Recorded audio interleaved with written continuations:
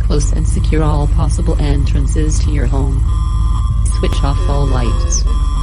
Do not look out of any windows. Do not respond to any knocks on your windows or doors until the all clear is given. Remain silent at all times.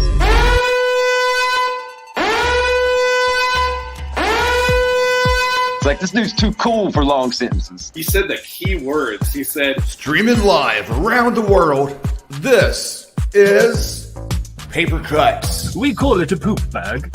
with Brad and Jay. Yeah, it's got a new show. It came to you like basically straight from my brain. We're not going to have those devil books in here. We are live. Happy New Year, Brad. I totally forgot how to do this. We've been off, 3 weeks, 4 weeks? Yeah. 5 weeks? Did you do an intro? Did you write it down? I didn't. You're not going to read it up the lacking script? badly this week, by the way. Oh, you're not going to read the script. Shame on you, Jay. No. And it's like the biggest show we've ever done. So It is the biggest show we've ever done. I'm not nervous at all. Just you need a little bourbon from Laurel Hightower. Yeah. Get your nerves under control. I said, do you still have that tiny little bottle? I'm not going to drink it. I'm gonna save it. And by the way, I don't know if she's been back since then, but she made the intro. Did you hear yourself? She hurt herself. No, I didn't catch it. What did I say? I don't ever recognize my own voice because it sounds really We're different. starting off really well tonight, by the way. It was you got a show together. All right, let's go around the room and let's do some introductions because you guys don't really care about me and Brad. So let's talk about who we have tonight. Let's start with S.H. Cooper, Inheriting Her Ghosts. That was good. Possibly my top book of the year of last year. Oh, thank you. Although Brad didn't like it. I saw his Twitter announcement. I have to super duper recommend it instead of just normal recommend. Yeah. Back on the show once again. More than Brad, by the way. Laurel Hightower. Hey, Laurel. How are you doing? Hi, guys. Glad to be back. Sonora Taylor is joining us. I'd like someone to share my nightmares. I read that right this past year. You did. Totally forgot. Yeah. And we're going to have some stand-up comedy with Red Lagoe tonight. Say hello. Hello. So Is that scheduled for later? Yeah. That's the after hours Patreon stuff behind the scenes. Oh yeah. So there you have it. Ladies, thank you so much for joining us. This little shindig we like to call Paper Cuts that our wives came up with the name for us. They did, yes. We had a big list of them. We had a big list, and the wives both, without knowing what the other one picked, they both said they like Paper Cuts the best. And of course, you have to listen to the wife or you get in trouble. Yeah. We have good reason for that. Normally we ask Laurel where she's drinking, but I think Sonora beat us to it. So go ahead and fill us in. By the way, everybody missed this big eyebrow talk behind the scenes. I'll say it. No, I'll say it now. I don't, just for anybody's reference, I don't have eyebrows. They're just suggestions. So tonight I tried an eyebrow gel for the first time, and so yeah, if it looks weird, it's on purpose. It doesn't look weird. Yeah. Thank you. I appreciate that. Well, I had that 90s thing where I drew the really dark, I think I saw something in Cosmo that I really screwed up. But anyways, I've been afraid to try it. Remember in I think the late 90s and early aughts when it was basically waxed to within an inch of their lives. That was the eyebrow look everywhere. That and the lip liner. Yeah. And remember when they told you to draw it outside? Make your lip, because that's not totally obvious that you just drew extra lips on your face. You could totally change your mood each day with just your eyebrows. Angry eyebrows. Yeah, angry eyebrows and flippy eyebrows. Hey, Laurel's happy today, or oh my gosh, she's pissed off again. But her face is just deadpan, but her eyebrows look happy instead. Maybe that's why everyone thinks I have resting bitch face. I don't have eyebrows. There's no clues. Man, this is a huge revelation. Just get different color Sharpies to do it. Ooh, green. I like it. Yeah, I like it. I'm drinking writer's tears. We invited everybody here to talk about writing and books, but I don't know how we got on this. So I think it's Brad. That's because you brought it up, Jay. Well, I know, but still, it was a continuation from behind the scenes there. Brad, you're supposed to be the professional one on the show, so let's do this. It's my show anyway, so I'll take over from here. Right, Laurel? Yeah. Laurel didn't even know Jay was part of the show. So I'll never everyone live have that down. Sorry. Everyone have good holidays and everything? Yep. Really good. Did anybody get any books for Christmas? I didn't get any books. No. I didn't either. No. Oh, I got a cookbook. You got a cookbook? I got an Irish pub cookbook. Oh, there you go. Yeah, I got a book by the gothy woman on Great British Bake Off, Helena Garcia. It's called The Wicked Baker. So Nice. it'll help me make treats, but make them spooky. That's perfect. Nice. Jay, did you get any books for Christmas? I did, but I bought them myself though. There you go. That counts. Yeah. You got new bookshelves for Christmas though. I did, and there may be a video eventually for those because I've been waiting a while for those. But I'm looking around like here I can see what I'm looking at. I don't know why I'm doing that. I'm looking over here and over here, so I apologize. So everyone, brand new year, everyone's got new projects everyone's working on. I know Sarah SH, she's got an anthology she's working on, right? Women Built by Men, is that correct? A Woman Built by Man, yeah. And Laurel is one of the contributing authors in that with a fantastic story. She's actually our opening story. Nice. For the anthology. I'm super excited. It explores a lot of different themes about how women are shaped in the horror lens by men. I know you do the jokes on Twitter all the time about how this man author writes this woman and stuff. No. I do how to write men. Okay, that's right. Like men already know how to write women. We've seen it 100,000 times. Do they like, know? As long as they're breastily, boobily into the room, then you got your woman. And as long as she punches someone, you know she's strong. I help you write men. Okay. Yeah. So are you editing that all by yourself, or you have someone else helping you do that, or? No, actually, Elle Turpit is my co-editor. She's also my personal editor. She does all my books. And Olivia White, who I believe is in chat, I think I saw her pop up. She helped me come up with the idea. She's actually one of the people who helped come up with it and massage it out into life. And unfortunately, she had to step down as editor due to some health issues that she had. But she's still a contributing author. She's writing our forward for us. And she did a little bit of editing. She helped with the proofreading and final looks for the stories. Yes, there she is. Hi, yes, I exist. Was this breaking news about Laurel beating the first story? Did she already know about this, or was this breaking news? I don't know. Did you know Laurel? Yeah. You told me, and I did the proof, but it's so I've never had that before. Mine's usually stuffed somewhere in the middle, like kind of hidden. So I'm excited to be opening an antho this time. Pretty cool. Yeah, no, it's a great story to open on. It really sets the mood, so I'm super excited for people to read that. And yeah, I don't know why I asked if you knew it was opening, because you literally saw the manuscript. Because when you edit an antho, it just everything else falls out of your head. Yeah. Is there a loose release date for when we can expect that, or is it still kind of work in progress? Fingers crossed. Next month we're releasing with Cemetery Gates Media. They're our publisher. Nice.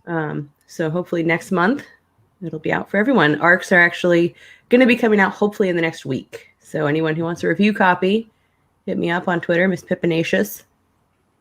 How many Twitter stories link did you down in get? the description too? I'm sorry? How many stories did you get for it? We have 21 total.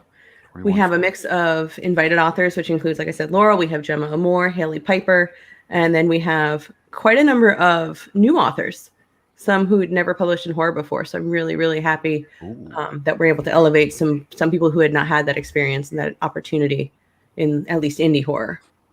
That's cool. Was there a certain idea that was like the antithesis of it that sparked it for you, or did just kind of something built up over time? The Woman Built by Man was actually a story that I was going to do personally. And then I kind of joked, I went to Olivia and I said jokingly, that'd be kind of a cool anthology idea if we just got a bunch of women to write stories about how, we're shaped by men. And she goes, yeah, it would be. Let's do that. And I went to Elle and I said, you won't believe what Olivia just said to me. And she goes, no, that's a really good idea. Let's do that. So I said, oh, okay. And then I went to Laurel and Haley and a bunch of these other authors, and I said, you're super cool and I really like your stuff. Can I have one? And they very nicely said, yeah, you can. So then I went to Cemetery Gates and I said, these super cool people want to give me stories. Will you take them? And they said, yes, we will. So that's kind of how it happened. Nice. So, the odds are Laurel had one already ready to go. I mean, from talking to her in the past, she's got like 1,000 just sitting around waiting for somebody to take it. So I did get a lot of rejects at the end of last year. Thank you for pointing that out, Jay. I appreciate that. That's why she has so many, Jay. I know. Getting rejected. Sorry, I'm so sorry. It's Brad's show, by the way. I just keep Jay around for the laughs. Speaking of which, Laurel's working on one too, right? I have the arc floating around somewhere. Dead Inside? Yes. Yeah, the Dead Inside. Yeah. Is that coming along? Coming out in March now? Is it March? Yeah, it should be March 1st. There's like a formatting issue with like, I think Ingram Spark or something. I am absolutely, no matter what Sandra says, I am the slacker half of the editing team there. So she's been handling that and her husband, Brian. So yeah, that we should have the updated art soon. And I think that's going to be a cool one. Coops has one in there. And now, yeah, it's been like a minute since I've read it. So yeah. I know Allie C has one in there because I've read hers. Right. Yes. Yeah. Oh, yeah, that's right. Yeah, because you guys had her on. Yeah, that's right. Yeah. Yeah, that works. So what's the quick synopsis on that one? Like, what's the idea behind the Dead Inside one for everybody who doesn't know? Well, I was giggling, Sarah, when you were like, I said this idea for an antho, and then it just happened, and I'm like, that's the thing. Like, it's like saying Candyman. Like, it'll just show up. You lose control of the entire situation. You're done. You're doing. Never saying the word anthology again. Then. Yeah, don't, because it'll just come get you. But yeah, it's identity horror. It was just a kind of a thought I had, I guess maybe last summer. A lot of stuff was going on with like George Floyd and a lot of the Asian hate and that kind of thing. And some people were, mentioning things that like, as I'm a cis hetero white woman, so I've not come up against a lot of what, some other folks have. And they mentioned things, how much it gets in your personality. And it was just one of the things, I thought we all kind of have a lot of that, toxic masculinity and all that kind of things, like just all these things, the way they affect our identity and that sort of thing. So yeah, that was not a very short synopsis. Sorry. But yeah, it's identity horror. We have some poetry in it, some flash fiction, some longer pieces. And it's just something I'm really, really proud of. We got like over 600 submissions for it. I was really blown away by it. So did you read every one or did you split it out between you all? We split out the initial read through and then ranked stuff for okay, this kind of thing. We want to take a second look because we think it might. And I like to say this whenever possible, whenever I've got an audience to hear it, just because I think it's so important for authors to hear. The number one reason we set any story or poem aside was simply because it wasn't quite the right vibe for this book. And that had so much to do with what we maybe already knew we were taking on or like the exact tone we were going for. But as someone, again, like I get rejections. We all get rejections. And sometimes you feel very much like, I'm gonna go eat worms, nobody likes my stuff, but it really is just so much about and there were some that I was just gnawing my nails. I'm like, I don't want to give it up, but it's not right. So yeah. Are you getting any sort of ideals from the ones you rejected for future anthologies? No, because I just said I don't say Candyman anymore. She's not doing it ever again, Jay. Come on. I've already actually started another one. I hate myself, but anyway. Sam Richard was on with Raw Reads earlier. They're talking about the Antifa anthology, and he was sort of like you were saying, getting rejected. Like maybe some of the stories are about the same kind of similar tone, but you have to pick the best one out of the one. So maybe that's not necessarily that your story wasn't good, but it was just a lot of similar to this other story that maybe was just a little bit better. Yeah. And then Sonora, you're working on an anthology too, right? Diet Riot. Yes, I'm working on that with Nico Bell. So we're co-editing that one. And for people who don't know, it's an anthology of fat positive horror because we were tired of reading horror stories that feature a lot of fat phobia, feature like fat characters as inherently or evil. And so we wanted to put out a call that basically rejected that notion. So we just closed for submissions. We're currently reviewing stories, so we're in the thick of editing. This is my first anthology that I've edited, and I know Nico has edited at least one because she put out that one last year, Shiver, which was the anthology of cold horror. Mm-hmm. And if she's edited any others, I apologize. I'm sure she has. I know she has a lot of experience editing. So yeah, we're excited to put that one together. We're hoping to release it around June 20th in time for beach season. Nice. Who did the cover on that one? I like the cover a lot. That was done by an artist called Vicky B. Wicked, and we actually featured her. V. Castro and I featured her on Fret Girl Summer, and I've seen her work on Etsy. I bought her stuff before. She's prints and stickers, so she's really great. So I don't know if she's open for commissions right now, but even if she isn't, you should check out her shop. It's like Vicky with an I at the end, and then B. Wicked on Etsy. So we have anthologies for the first half of the year. We're set to go, right? So is it just something that's overwhelming to receive all these stories and have to sift through them all and narrow it down and pick the best one? They're down to what, 10, 20 or so? Yeah, we only had 200 for A Woman Built by Man because we were kind of a narrower scope, being only open to female authors and femme-identifying authors. And even only just 200. I know. We already had 200 to pick from. Well, like Laurel, for instance, for Dead Inside had 600. Yeah. So just going through 200 with two people was a lot. And that's one of the reasons I look at anthologies and go, so much respect to editors and to folks who want to do this on a regular basis, because for me, I'm just like, oh my God. and like going off what Laurel said earlier, being on the other side, being able to see, why an anthology might be rejected, and for the simple fact that, it just didn't fit the theme well enough, or it was still great, but it was a little too close to something that we already had, really helped me as a writer too, to be like, oh, so I don't suck all the time. When you all read the stories do you all read through the whole thing, or do you just get like the first paragraph, and if it doesn't capture you, just kind of add it to the slush pile? None of us want to answer that. Nobody wants to answer that. I was gonna. I didn't want to.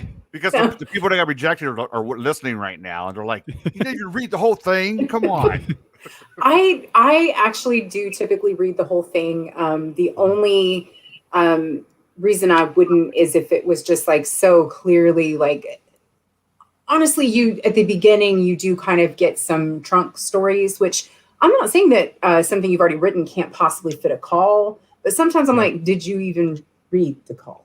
Because no. But I mean, even those I will commonly, I even with those, I would usually read to the end because I was like, what if it's a twist, and then I get it, I'm like, no, it's not a twist. You really didn't read the call. Okay, well, that's cool, but yeah, otherwise I do. I don't know if that's insane or not though. It might be. There were a few that I outright did not read all the way through. Some because we had a few guys who submitted, so those were automatically not going to read. Some dealt with topics that I just was not interested in including in the anthology. I'm not going to say anything specific because, if someone who wrote one of them is listening, it doesn't necessarily mean the story was bad. It just wasn't something that I wanted to include for whatever reason. Typically because it had to do with something sensitive or overly graphic or something of that nature that was just pushing it a little too much or just didn't sit right with me. I'll just add that because I'm co-editing, I usually would. I likewise will always make sure to try to read to the end. But if there was something I couldn't finish for whatever reason, I'll set it aside for later. And then, especially if like Nico liked the story or finished it and said something about it, I'd go back and look at it. So kind of tag. But like I want to go with first impressions on the first read through and then go back and check other things, but everyone has their different styles of reading. But like Sarah and Laurel said, sometimes you just know immediately if it's not going to be a right fit. But I would say like 90 to 95%, I'm going to read through the whole thing. So you want to give it a fair shake. You want to read through the story and make sure, because sometimes it does change your mind halfway through. We're like, oh, this is great. So yeah. And I'll say one thing that, and this is, always a choice of every editor whenever they do an anthology, but I can't recommend opening your subs to poetry enough.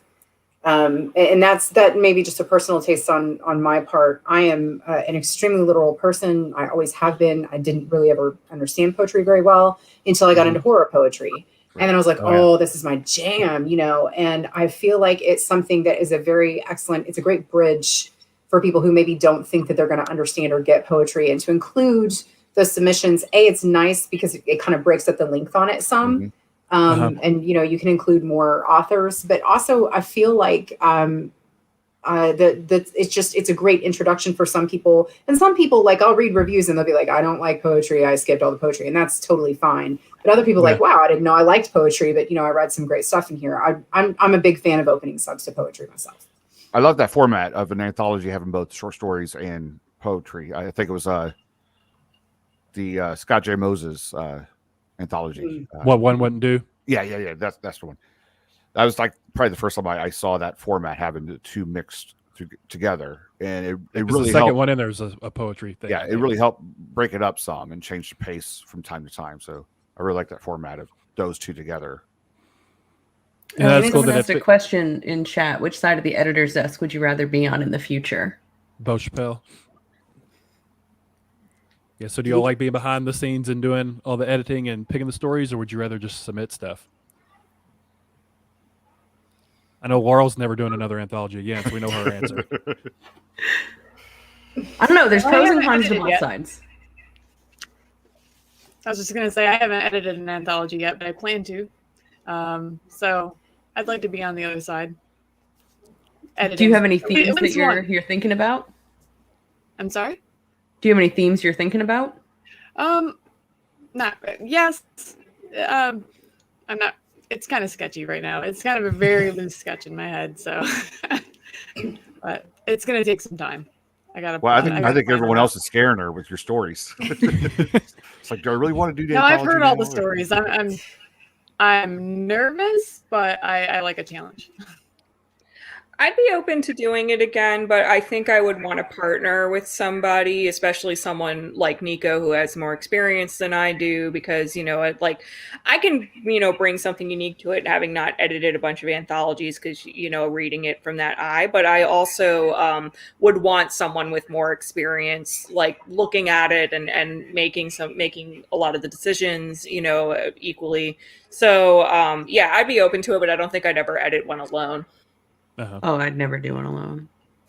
That just seems like an extremely daunting task, getting hundreds of stories to read through and trying to narrow them down. Yeah. Mm-hmm. And y'all were talking about the poetry. Are you looking at? Are you? I'm sorry, I didn't mean to interrupt you, Brad. No, go ahead. I was just curious if somebody just muzzle me. I'm sorry. I was just curious if you were thinking you were going to find a partner, or is all of this like too nebulous to talk about at this moment? It is very nebulous right now. I have like loose ideas like sketched out on paper. It's all in my head right now mostly. But it's a thing that I want to do. It's a goal I want to work toward, but I'm not sure when. I think it's something you'd be really good at. I'm going to shut up, Brad. I swear to God. Hush. You've been in the Before I Die or Before I Wake? You've been in those anthologies, haven't you, read? Yeah. Mm-hmm. Yeah, I was in volumes 1 through 5. I have a story in each of those. There's 6 of If I Die Before I Wake. Yeah, that's it. There's 6 of those? I have 3. Yep. So, Red, what have you been working on? You're working on a novel now, correct? I am. Yeah, I haven't written a novel in a while, so I'm very excited about this one.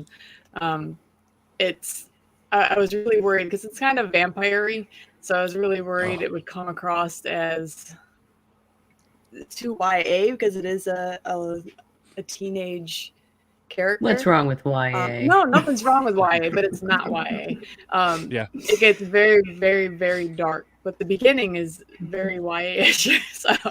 So I'd hate for a teenager to pick it up and be reading it and then get to the very, very not for children parts. That's the book you were talking about where you You was wrote a 14 scene that when was I really read disturbing. Salem's Lot. Like, don't worry Yeah. about it. Yeah. Yeah, I love Salem's Lot.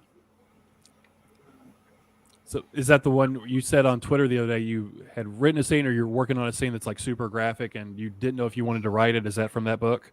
Yeah, that's that book. Nice.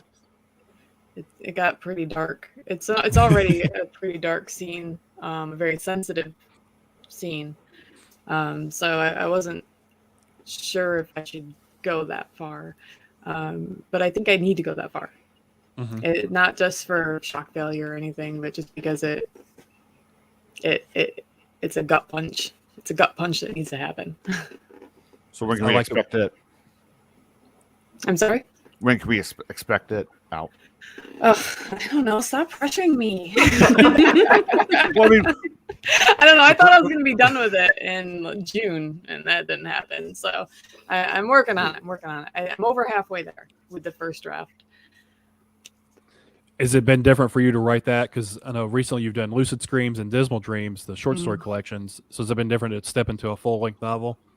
It is, yeah. So I've actually written a few novels. I've only published one. The other ones I never got out the door. They were kind of practice novels to learn my way. But then I started writing a ton of short stories and more short stories, and eventually I figured I should probably get back and write a book. Because we had on Tyler Jones recently, and he said he had like 7 novels written that has never seen the light of day before he ever put anything out. Wow. Yeah, I have 3 that nobody's ever seen. And one of them he said was like 800 pages. It was like a rock and roll horror novel that has wrote 800 pages and no one's ever read it. 800. Can we read it now? Like a rock and roll horror novel from Tyler Jones? Yes, please. We were trying to get it away from him, but he wouldn't budge. He wouldn't tell us anything about it. But yeah, I can't see myself writing. I don't write anything anyway, but writing 800 pages and it never seeing the light of day, that seems crazy to me. I mean, technically the first novel I wrote was cracking 200 pages in Word, double spaced, and I wasn't done. But I was also like 15 when I was writing it, so no one wants to read that. It's like a terrible historical novel that I did no research on. I was just kind of like practicing, just making up the facts as you go. Yeah. Oh yeah, no, totally. Like, I mean, it was just like. It was like the new Neighbor thing, but it was set like right after have people like showing up like you would just pack your U-Haul and like, come in and move next door. So. Have any of you all written anything that hasn't seen the light of day that you maybe didn't think was good enough, but you've gone back and maybe cannibalized some of it and turned it into something different? Oh yeah, my YA novel, like Sonora. My YA novel is the first draft I wrote when I was 11. I actually have the first 2 from that trilogy written. I wrote them when I was 11 to 17. They have lived under my bed in a Tupperware since then. I'm 34 now, and it wasn't until 2 or 3 years ago that I went back and said, you know what, I really like the core of the story, so I'm going to write it now as an adult, and I will never go back and look at what I wrote when I was an 11-year-old, because it's written like an 11-year-old wrote it. It's just so innocent. It is. And so yeah, no one will ever see that. They'll see the version that I published, but the first 2 books of the original trilogy that I wrote when I was a kid, that's for just me and my mom, who still insists they're the best books ever. Now what is that one? That's the one with the green cover, right? What's it called again? The Knight's Daughter. That's right. I've got it on Kindle. I still need to read it. So is that going to be a trilogy, you said? Yeah, if I ever get around to writing the next 2. You've got stuff to steal from, so you got to steal from yourself and get them done. Yeah, well, you're still on track to beat George R.R. Martin, so that's there really as long as I get it out before Winds of Winter, I'm golden. I think you're good. Yeah, I don't think you'll have any trouble doing that at all. What does everybody prefer? Novels, novellas, short stories, or does it even matter as long as you're just writing something? Novellas have become my happy place, because when I start a book, the idea of writing a novel just seems so daunting, because I admit when I go in, I am thinking about word count, and I'm like, okay, if I want it to be a novel, I have to get this many words for it to count. So trying to think like, oh, I need to hit 80, 90 is a lot more daunting than thinking, 30, 35, 40. Mm-hmm. So for me, if it's a novella, awesome. If it goes a bit longer, cool. But as long as I have a book at the end of the day, I guess that's good. I feel like if you were trying to hit a word count, that would like be a stigma against my writing. Like I wouldn't be able to get where I wanted to go because I'm trying to hit that word count, if that makes sense. Right. Like if that's looming over my head, like I'm trying to reach that goal, I feel like it would be hard to do it than just letting the story go naturally, however it's going to go. Or if you go into it thinking novella, it just happens to become a novel. I mean, Yeah, I usually try and just let the story dictate itself. I mean, I usually have an idea when I sit down to write if it's going to be a short story versus long.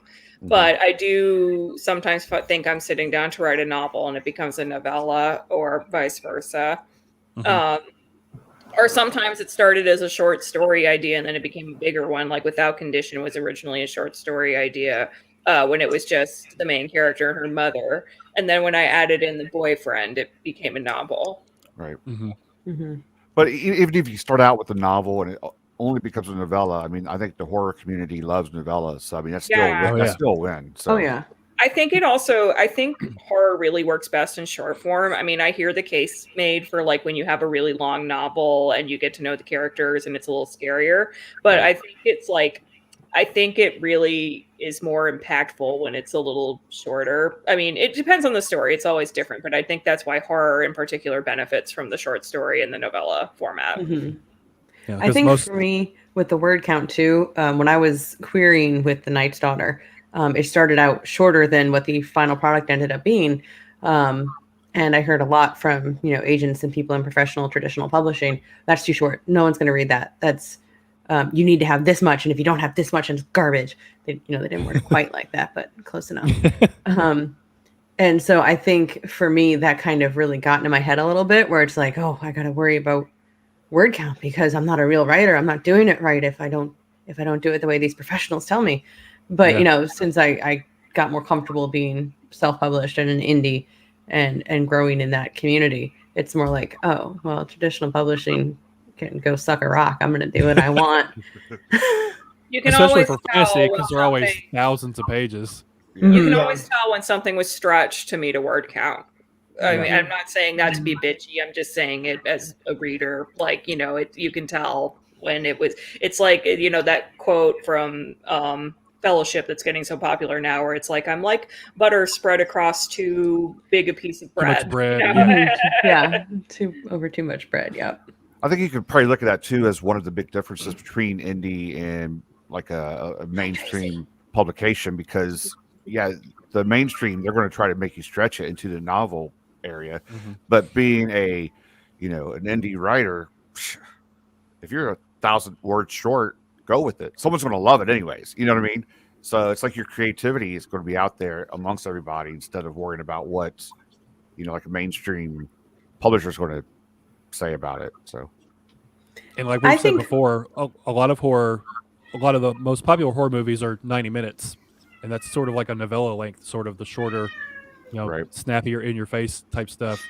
It's over and done with really quick, 100 pages or so. Is that your cat, Sarah? Yeah. I committed the cardinal sin of closing the door, and he's on the other side. I was listening, Brad. I just all of a sudden hear. That's okay.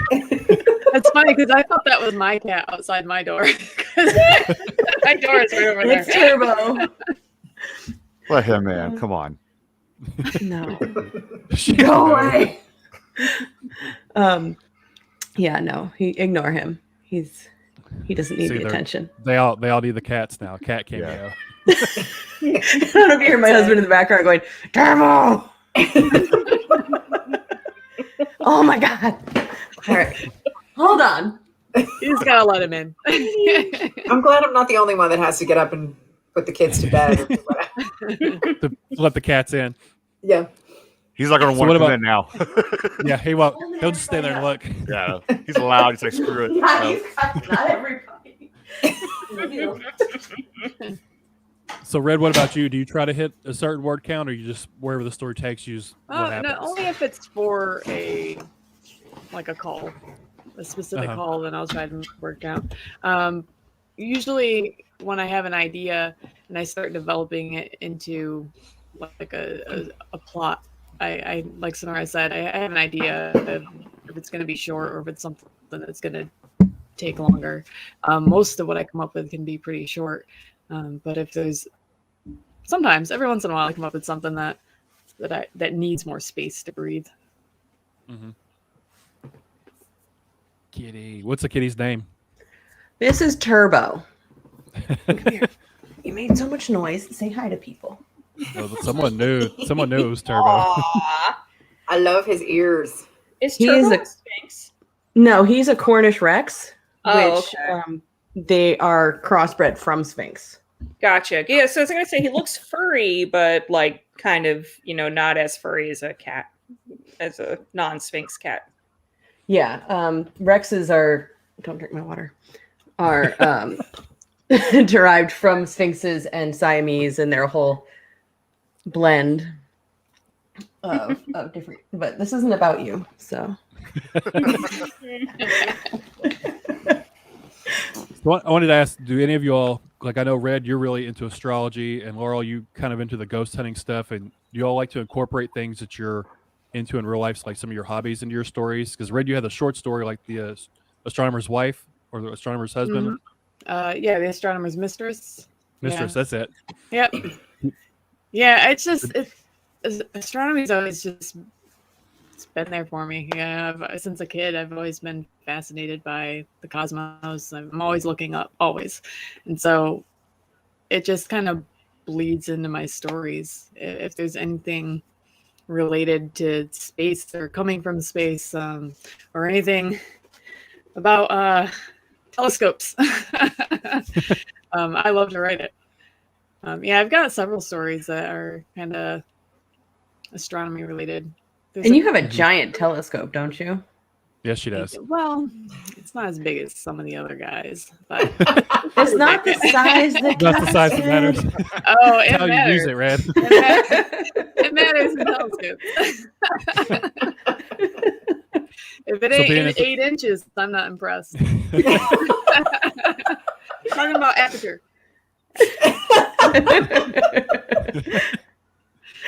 Have you ever thought about doing cosmic horror or anything? Like something from Beyond the Stars or anything funny. like that? Like, I'm not a huge fan of cosmic horror, okay. Which is weird. I love astronomy. I love the science of it. But when it comes to cosmic horror, like I read some of it and it's okay. But for the most part, I don't really seek it out. That actually doesn't surprise me too much because, astronomy is so not fixed in the sense that you won't wonder what's out there, but, cosmic horror in and of itself is kind of like pre-science or disputing the science of the universe, at least what I read. And so, I could see where that wouldn't necessarily mean a cross-cultural, cross-pollination of interest. So, yeah, that's for what it's worth. Yeah. Are you able to see much of the sky where you live, or do you have to go travel someplace and camp out for 3 days to catch your stars and your planets and your moons? I live in the middle of the cities. I'm in Virginia Beach, which is pretty light polluted. So I can't see much from here, but I am part of an astronomy club, and there are parks around here, like outside the city, that aren't too bad that I go to. Yeah. I just asked because we just got my youngest daughter one for Christmas, or Santa just did, in case she's listening. But yeah, I'm in the middle of Columbus, so yeah, it's nothing but lights, and we're like, oh shoot, how are we going to do this? And so it's not working out. Yeah. Yet, well, I mean, you can look at planets and the moon. You don't have to be out of the city. You can be right smack dab in the middle of the city for the moon and the planets. And since she's opened it, it's been nothing but cloudy. I live in a very light polluted area. I'm up in Northern Virginia, but when Venus and Mars are close, you can see them. So. Okay. What about you, Sonora or Sarah? Do you all incorporate your real life hobbies and stuff into any of your works? Mine is more like in passing. Probably the biggest incorporation that I can think of, although probably after I log off, I'll think of like all the different ways I incorporated them into my stories, but like I am a big like craft beer fan. I know we were talking about bourbon before we went live, but I eased in with like recreational drinking, for lack of a better term, not like alcoholism, but like like drinking as like a hobby with craft beer. And it's not better. Drinking as a hobby. I don't even know. There's like no good way to say it, but anyway, yeah. I mean, that's what I'm trying to convey. Like, with that's the first step. Okay. Yeah. I actually used to write for a beer blog. I used to write for a beer blog called Stouts and Stilettos before I started writing fiction. Oh, nice. Oh, yeah. Unfortunately, I don't think the blog is live anymore. Otherwise, I'd link to some of my old posts. But anyway, long way of saying that's one of the reasons why Kara and Without Condition works at a craft beer brewery, because I was interested in that. And also because I know North Carolina is like a big epicenter of like the craft beer boom. At least it was like in the 2010s when it was really getting going.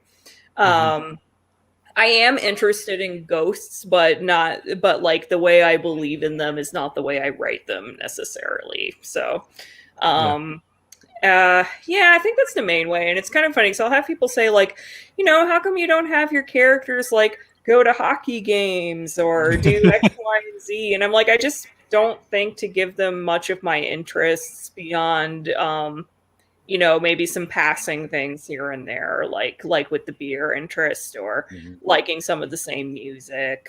I usually just like to go into a completely different person when I write them. What about you, Sarah? I wouldn't say I incorporate hobbies really. My thing is more, I don't like depressing endings. I don't like particularly sad endings, which is kind of weird, I guess, being a horror author. So I write horror with happy endings because that's what I like. And when I was writing on No Sleep, the subreddit, more regularly, I kind of created a spin-off, or my stories inspired a spin-off subreddit called Wholesome Horror. And so a lot of my stories have, strong family units. They deal with vengeance a lot, but that ends positively for the narrator or the innocent parties. And yeah, that's kind of my thing. My shirt actually is parental advisory, wholesome content. It's horror with a message. Yeah. Oh, that's my wholesome content. I love it. You need to go copyright the wholesome horror. Yeah. I was gonna say, would you call it like cozy horror or like? I've seen it called cozy horror. I've only ever referred to it as wholesome horror because that's kind of the knock my table over. That's kind of the name that people on Reddit gave it, and I was like, sure, if that's what you want to call it, go for it. But I think when some people hear wholesome horror, they think it's just going to be like this sappy story. It's not scary. It just deals with really mundane elements. But you have to successfully do wholesome horror, you have to make sure it's still creepy. So that's my hobby. That's my thing, I guess, in writing is trying to balance genuine creepiness and scare factors with happy endings. And that, to me, I mean, except for the happy endings, that's kind of one of the draws of Gothic horror and storytelling, because it has that creep factor without like being in your face, extreme. I mean, I don't mean that as an indictment of extreme horror, splatterpunk, or anything similar. It's not personally my cup of tea, but I think there's room for all of it in horror. The only thing I don't like is if it's not extreme. People are like, well, it's not really horror, and I'm like, yeah, and that's something I've heard a lot of. Yeah, it's like, that's your prerogative, but a lot of the earliest horror stories most people probably wouldn't think are very scary now. So Sarah, do you start out with going into trying to make it a wholesome horror story and then paint yourself into a corner ever with it being too dark, and you're like, now I got to change everything around to bring the happy back into it? No, I'm what you call a pantser.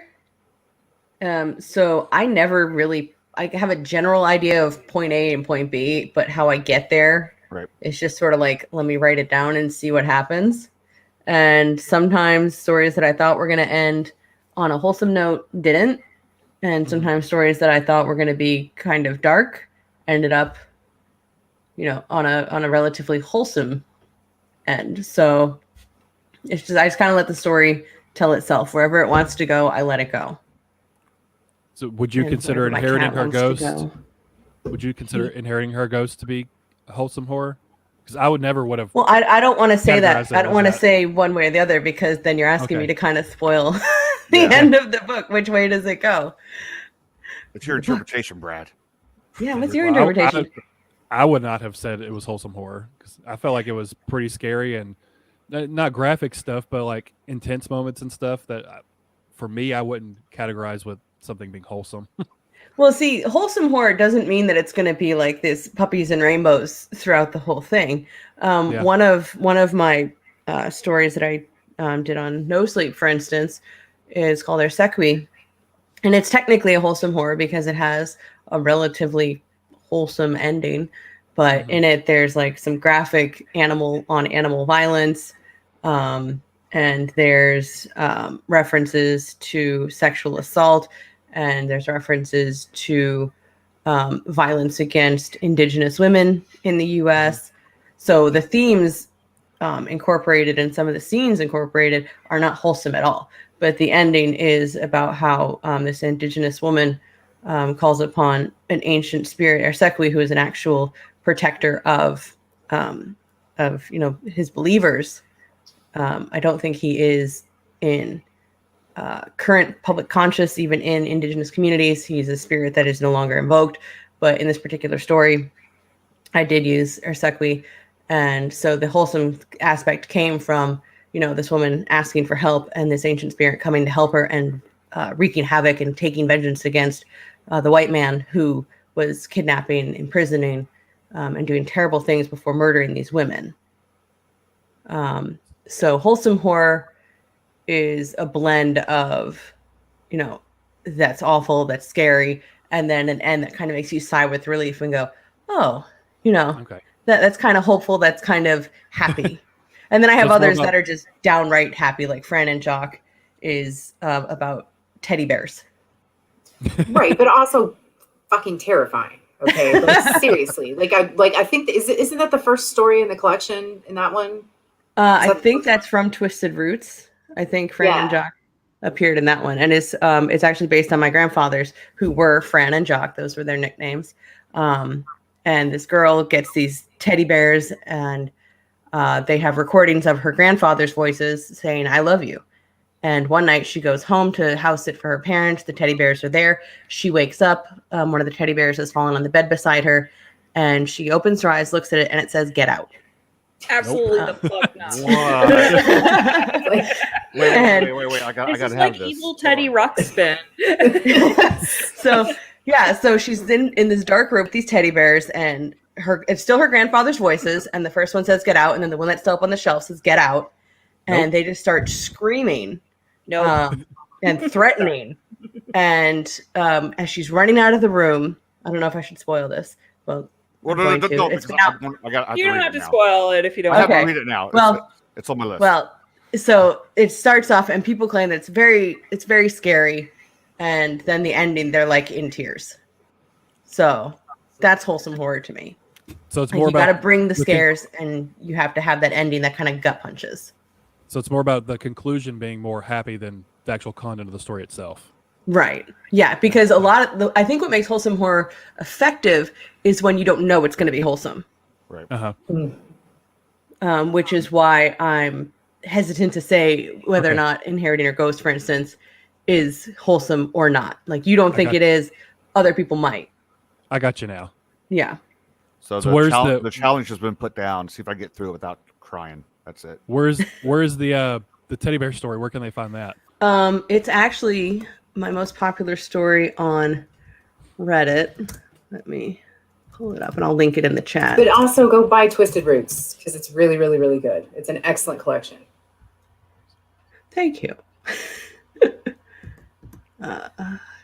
Here we go. Well, I say we just have her read it now to us. Let your daughter read it, Jay. Do the instead of Goosebumps, have her read the story. See what she thinks. Yeah, my wife told me. Like you guys will see it happen. You can live stream it. Yeah.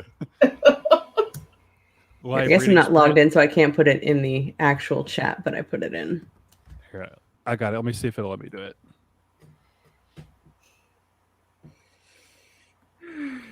That just reminds me of how people would put in, like, in the old Teddy Ruxpin, you could put in, like, Ozzy Osbourne tapes. Yeah, that was great. Yeah. Twisted Roots. That's all. That's a cool title too. Yes. Is that your first collection? Because you have what? Oh, another one. Oh, All That's Fair. Is that the other one? The Corpse Garden is the first. From Twisted Roots is the second. All That's Fair is the third. Nice. Yeah. So what about you, Laurel? What hobbies do you have? Because I talked a lot. Laurel goes drinking and ghost hunting, right? That's pretty much, yeah. Those are my hobbies, and I think like the main thing that works its way into my work, other than bourbon, because just everybody drinks bourbon in everything that I write, is probably like some legal stuff. Like not like in Whispers in the Dark, I started writing that well before I finished my paralegal degree, well before I ever started working at the law firm that I work at now. And then it, got published after I was already there. And one of my attorneys came to me. I'd totally forgotten this line. And he was like, so a little Easter egg in there, huh? I was like, what are you talking about? He's like, this line right here. And it says, like, I can't seem to get away from attorney. I'd say if anything works its way in, it's probably a little bit of that stuff, because that's what I do all day. But I also really love it because I'm a giant nerd. So. And you had a new novella just announced. Below, coming out with a perpetual motion machine with Max Booth the Third's company. Yeah, what's that about? I haven't written Tell a us back all about cover. I haven't written a back cover blurb or anything. I'm trying to decide what is an appropriate way to classify it without giving stuff away. But it's definitely got some Mothman, and it's definitely got some other kind of critters. It's more. So would you call it like folk horror, or is it kind of creature feature? Kind of creature feature, but but then it goes some very Hightower-y kind of directions, with it. So I really actually just set out to write a Mothman story because I thought Mothman was cool. I was like, oh, we're doing this again, are we? Okay, all right then, Hightower. But the version of Mothman that's like that statue with the really great axe. No, but damn, no, that's a Sonora story right there. We need that. We need sexy Mothman. I was going to get to that, but after 10 o'clock. Anyways. I had one of my friends who's also a reviewer messaged me and asked about it. He's like, is it porno Mothman? It's okay if it's not, but I'd kind of like if it was. I was like, damn it, no. It's Sonora. Yeah, but hey, it's not missed yet. That's all you. Jump right on it. That Mothman Prophecies movie though, so maybe I need to read your Mothman story for better inspiration. I did get a lot of the details of it's definitely not a rewrite of the Mothman actual interaction, the visitation that happened back in the 60s. But I did read John Keel's book, that all that is based on. I didn't realize he had coined the term Men in Black.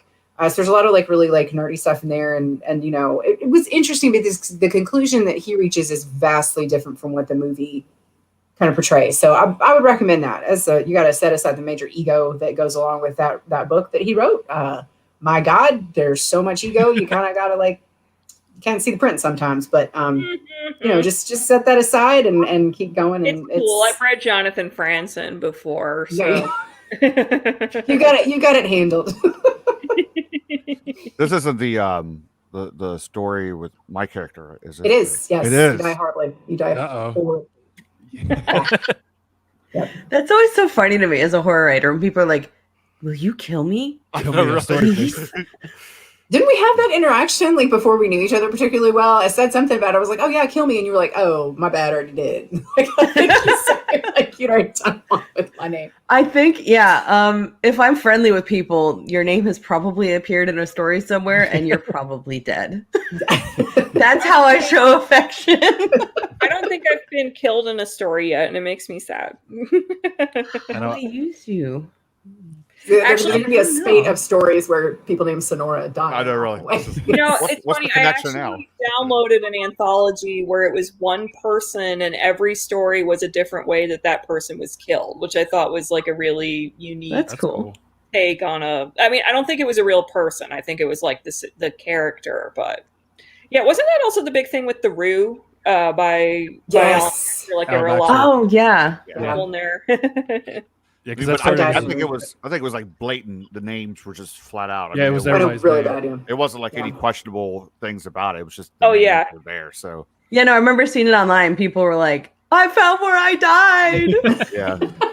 Now, if any of us write a book and with a character named Red, and she's dead, don't you think Red's going to say, "That's me"? And I didn't want that to happen. Better be me. It's called Below, right? Laurel? Yeah. And that comes out in March. Is that correct? Yeah, March. I'm a big pain in the ass. I am helping putting together a charity event at the Stanley Hotel to kick off StokerCon. This is definitely one of those moments of like, where are the adults? How is it that we end up doing this shit and no one stops us? But they haven't yet, so that's what we're doing. So yeah, if anybody is coming to StokerCon or happens to be in the area, May 10th, the Stanley, it's going to be super fun. But yeah, my buddy James was like, "You really need a new book out before that." I was like, "That's not a lot of time, man." And so I just did, and I asked Max, and he was like, "That's a very specific time frame." I was like, "It is indeed." So I was going to ask because he just announced it like a couple days ago, and it's already coming out in March. Like how quick that's all coming together. Yeah, I imagine that probably would not have been his like necessarily choice to do it in that fashion. Like I said, I'm a little bit like, but here's an interesting thing, and I don't know, this is fun because it's a female panel, so I'm very interested in hearing what you all say about this. But I had a discussion with a female publisher at one point where she mentioned that the only authors that reached out to her when the pub was closed to submissions were male authors. And it wasn't like a, oh, they're just awful and so audacious. It was this thing, like they were like, hey, and I realized too that for a long time, the only folks that had reached out to me for blurbs were male authors. And so again, this is not like a slam, like a, mad in or awful about that. It's more, I wondered why women don't. And maybe it's not that women don't. I know I didn't. I don't know. I've never felt like it was like that I should be like the type to like reach out and ask for something or even make an offer or pitch something. I just felt like, that's not, nobody wants to hear from me. That's not going to be cool. But I don't know. Like I think done in certain ways, I don't know. It's interesting. I'm interested to know what you all think about that.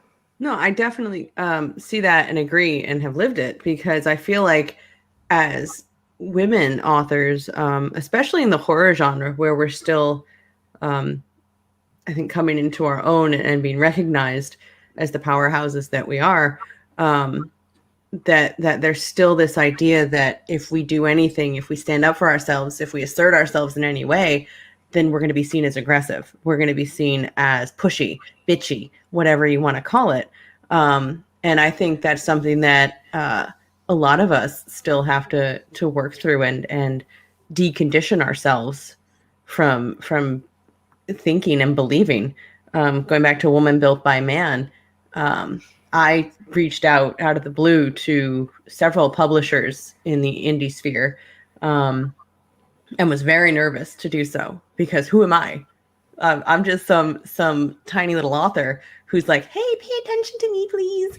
And that felt very uncomfortable to be approaching people when I felt like it wasn't my place. It wasn't right. And that's so silly to feel because it is my place. It is right because I'm an author. I have a product that you might be interested in. It turns out that even the ones that turned me down were like, yeah, I can't take this right now, but it sounds fantastic. I wish I could.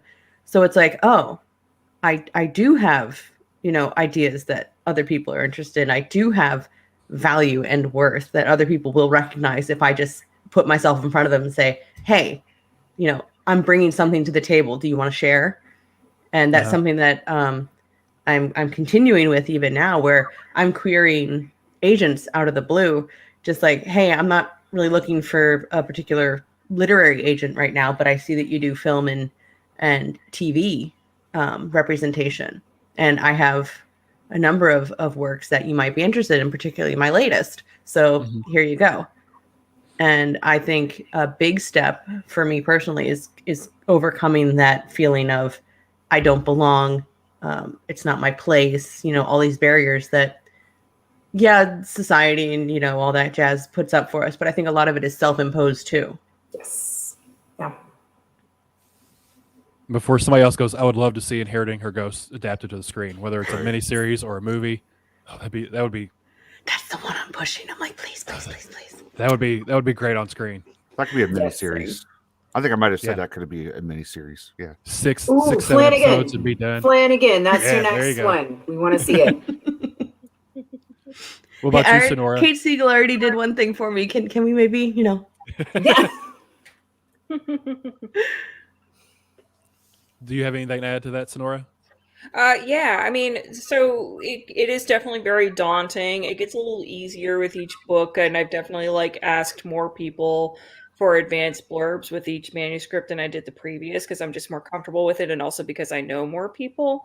I think one of the things that makes it a little easier, or at least it was a little easier for me to wrap my head around, is just knowing that, for instance, if Stephen King blurbs a book, it's very rare that he just picked up the book on his own and wrote to the publisher and said, I want to blurb this. It was the other way around. And so I think what makes it difficult, especially for independent authors, be they self-published or indie, is that, is that a lot of times you do have to ask yourself, as opposed to a marketing team. I know with indie publishers, they'll ask people or they'll use connections, but it is a thing where you have to ask them to blurb. It's not them just offering it to you.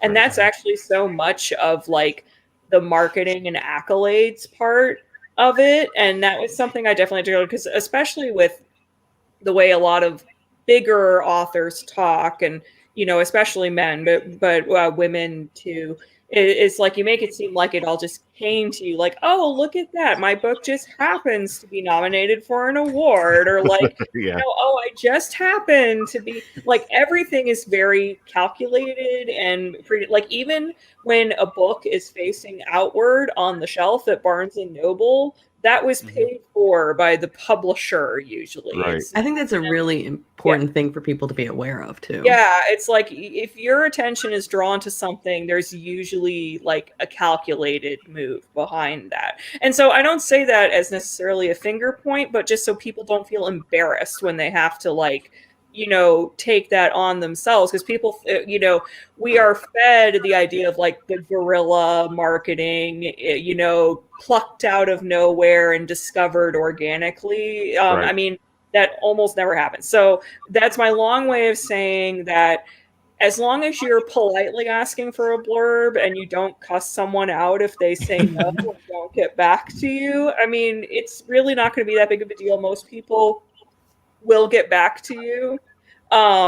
Even if it's just as politely saying no, but even then, if I just don't hear from someone, I just assume they're busy and can't do it. But not, most of the people I ask are willing to do it, and it always just makes me very happy. So, but I've incorporated asking for blurbs into my the arc portion of marketing, because I usually like to get the blurbs ahead of time for marketing. So that's smart. And was it you? I think it was you that put out a tweet saying if anybody ever wanted a blurb from you, feel free to reach out and stuff too. So yes, yeah, because I also remember how that feeling of discomfort, and so I like to let people know regularly, because I always appreciated it when other authors did that as well. I know Gabino Iglesias is always saying I'll help you, I'll write your foreword, I'll do your blurb. Other authors have said that too, and so I just want to make sure that people know that the only way I would turn you down is if I was just too busy. So yeah. How about you, Red? Yeah, I mean, I think they covered everything. So when it comes to just being a woman and asking for things, I don't know. Maybe it's just ingrained in my. Maybe I was brainwashed as a child that I shouldn't be asking for favors. And I hate asking for favors in general. If I can do something myself, I do it myself. and I know it's a terrible thing that I need to break. But it's the same way with all this, with the writing. It took a lot for me to ask that first time I asked. It was really hard. But it ended up working out well. So with Lucid Screams, that was the first one that I actually sought out help from. And people were willing to, share, and people were willing to say nice things about it. With Dismal Dreams, I reached out to several people, and everybody that could said yes. They said they'd blurb, and that was kind of a huge deal. All I had to do was ask, and so I guess that's my advice to everybody. Just everybody that's got something. If you have an author that you admire, especially if you interact with them on social media, just ask. Yeah, I mean, I'll say, I hate to be vague, but I don't want to sound like I'm name dropping, but I did contact a very prominent author for something book related, like a blurb forward. And while they declined, they did write me back. And even that made my day. So, usually worst case, it's like, you're just going to get a polite decline or nothing. Like, it's very rare someone's going to write back to you and be like, how dare you, Grace? Like, and you know what? If they do that, fuck them anyway. You don't want them in your corner. Now, this subject kind of is an interesting one to me because, Red just said, I think it was ingrained in me to be afraid to ask and assert ourselves. And I think it's important, especially, as a panel of female authors, women authors, that people, particularly men, be aware of the sphere that we are operating in, where asserting ourselves can lead to others who are insecure or whatever, actually attacking us, our reputation.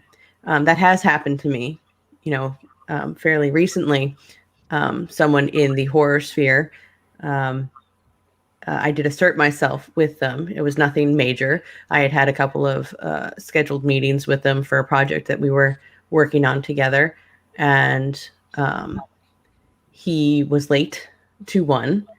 And so I kind of brushed it off. And then he was late to the second one, didn't respond to my attempts to get in touch with him to find out what was going on. And hello, I'm having see, this is what I'm talking about. Men just inserting themselves. Just do what Red did. Red picked our cat up and just threw it across the room. Get out of here, cat. But come to find out, and I was very polite because, I'm not going to be impolite. I'm not going to be rude. But I very firmly told him that you need to respect my time if we're going to be working together. I need to know what's going on. You need to respect my time. Otherwise, this isn't going to work. I waited for him 45 minutes the first time, an hour the second time. Jeez. It was an online thing, so I was at my house waiting, but still, I was waiting. And come to find out, afterwards, he had gone to people in the horror sphere, people that I work with, and told them that I was rude, that my work was late, that I was very bitchy, all because I said he needed to respect my time. And this could have really damaged the relationships that I had with these other people, like professional relationships that I had with these other people. Him telling them that I was very difficult, I was arrogant, and especially the thing that got me the most was saying that my work was late, because I am very do not chew on that. I'm very strict with myself about deadlines, about making sure that when I'm working with people that I'm giving it my all, that I'm always present. So to have someone going around telling other people that I was unreliable and all these awful things in an attempt to blemish, a reputation that I've worked very hard to cultivate, and to carve out this small space for myself was eye-opening. Like, it had happened before on a smaller scale, but to have someone do it in a larger scale and to hear it, not from one person, not from two people, but three people saying like, hey, this person's been going around saying this stuff about you. So I think it's very important to remember that just because women are coming more to the forefront in horror, and that we are becoming louder voices and we are becoming more recognized, it's not without pushback. Right. There are still insecure people behind the scenes who do make it difficult to assert ourselves and to claim our places. And that is, it can be very painful. And that does make me still hesitate now to assert myself, because I'm like, oh, if I say this, is this person going to turn around and go tell other people that I'm difficult to work with, or damage, their small reputation that I do have? Because that could be devastating for me as an indie creator trying to network and connect with other people. Right. Mm-hmm. Yeah. So that's all like eye-opening for me. Because, like, say from mine and Brad's standpoint, I mean, we're just fans, and we just see what's on the surface, And so what we see, like, in the Twitter world and Instagram world, we see lovey-dovey, but we don't look any deeper than that. So we don't know what's happening behind the scenes, or if, like, if one of us were writing something, oh, Sonora Taylor wants me to do a blur for her book, I'd freak out, or Red Lagoe wants me to just say something about it, I would freak out, because we're fans. We're in that level of just fans. So just to hear that behind the scenes stuff, that's kind of eye-opening in a way. We're like, okay, maybe it's just not as lovey-dovey as it comes across in the Twitter world or Instagram world, So I think it can. I mean, I don't know that necessarily negates that, because I feel like there is a lot of genuine, very very sincere support. A lot of the folks that have given me, like Sonora, where you said you posted like, hey, feel free to approach me for a blurb. I've had some male authors who specifically reached out and said, hey, I hope you touch base with me for a blurb for your next book. And that was huge, because you have to understand, I would have just gone blurbless the rest of my life rather than reach out. And to be given that, that hand up and that assurance, especially like, I've gotten more assured. The longer I've done this, the more people that I've met, the more that I've seen that people are just people, right? The easier it's become to do. But yeah, I mean, from starting out, and Sarah, I think you made a very just important point about men being aware. And I think this is where the not all men thing vastly falls down. Let's set aside everything else that's wrong with that. What we really, really need is for all men to be at least peripherally aware or willing to listen about the fact that it is just different for us. It just is. It doesn't mean it's holocaustal. It doesn't mean that every day we're slogging against, a pile of men standing in our way. It's more just that it has to be an awareness, like just that things are a little bit different for us. Sarah, you kept using the word difficult, that he said you were difficult. That's such a, kind of makes my face twitch a little bit, because it's such a standard thing that gets applied to women. Your eyebrows didn't move, though. They stayed the same while the rest of your face twitched. Excellent. Sorry. That's what I wanted. I just had to say that. Carved in stone. Say, are you sweating? Because one of them's kind of dripping a little bit. See, this is good. This is good for me to get. I need to check these things before. It's good. We're getting this out on Paper Cuts Live. And when you were talking about how he said that about you, and all you did was ask him to respect your time. Mm-hmm. If I wonder if a male author had suggested that to him, would he have had the same reaction, or would he have just said, "Oh, sorry"? If it were a male Knowing author, what I know about this person, it definitely would have been, "Oh, of course, no, whatever you need." Yeah. And I did send the message that I sent him. I shared it with a few close friends. Like, was I pushy? Was it rude? Was something wrong with what I said? And they were all like, no, you were professional. You were polite. You were just assertive.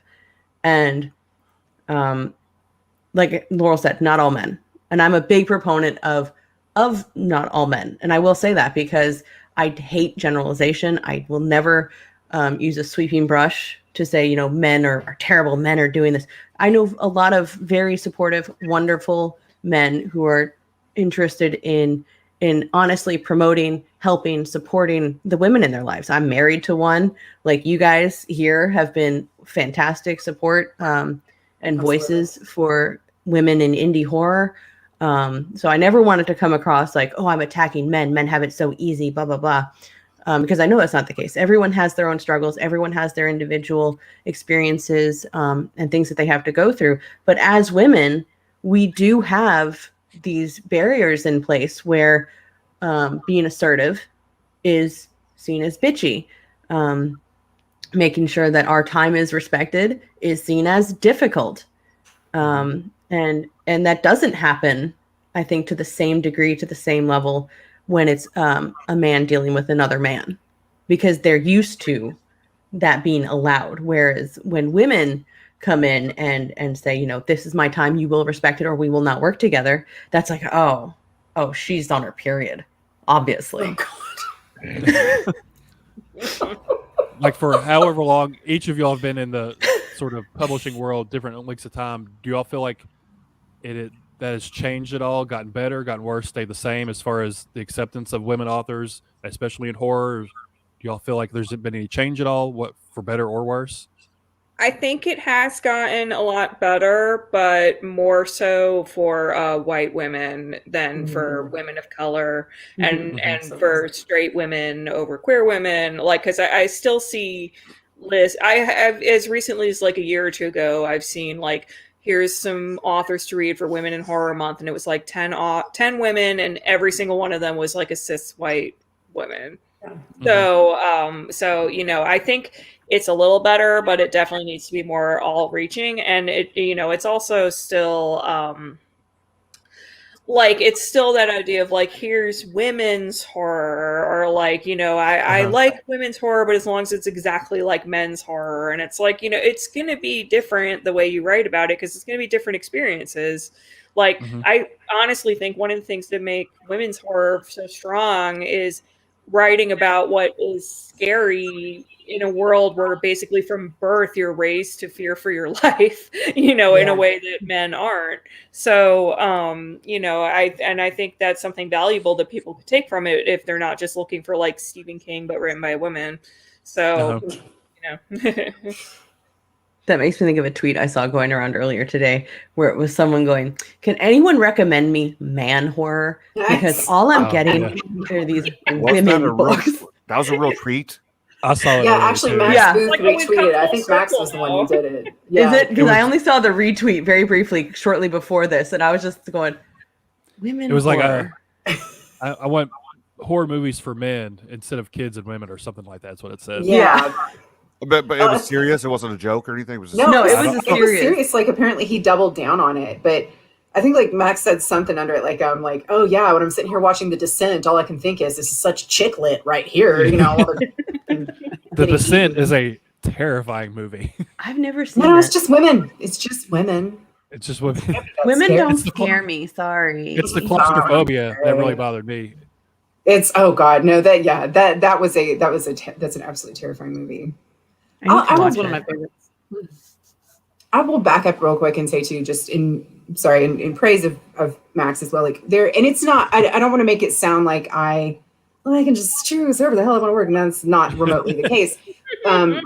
But there is I feel like, so like for example, for Crossroads, I felt weirdly strongly that I wanted that to be with a female-led press.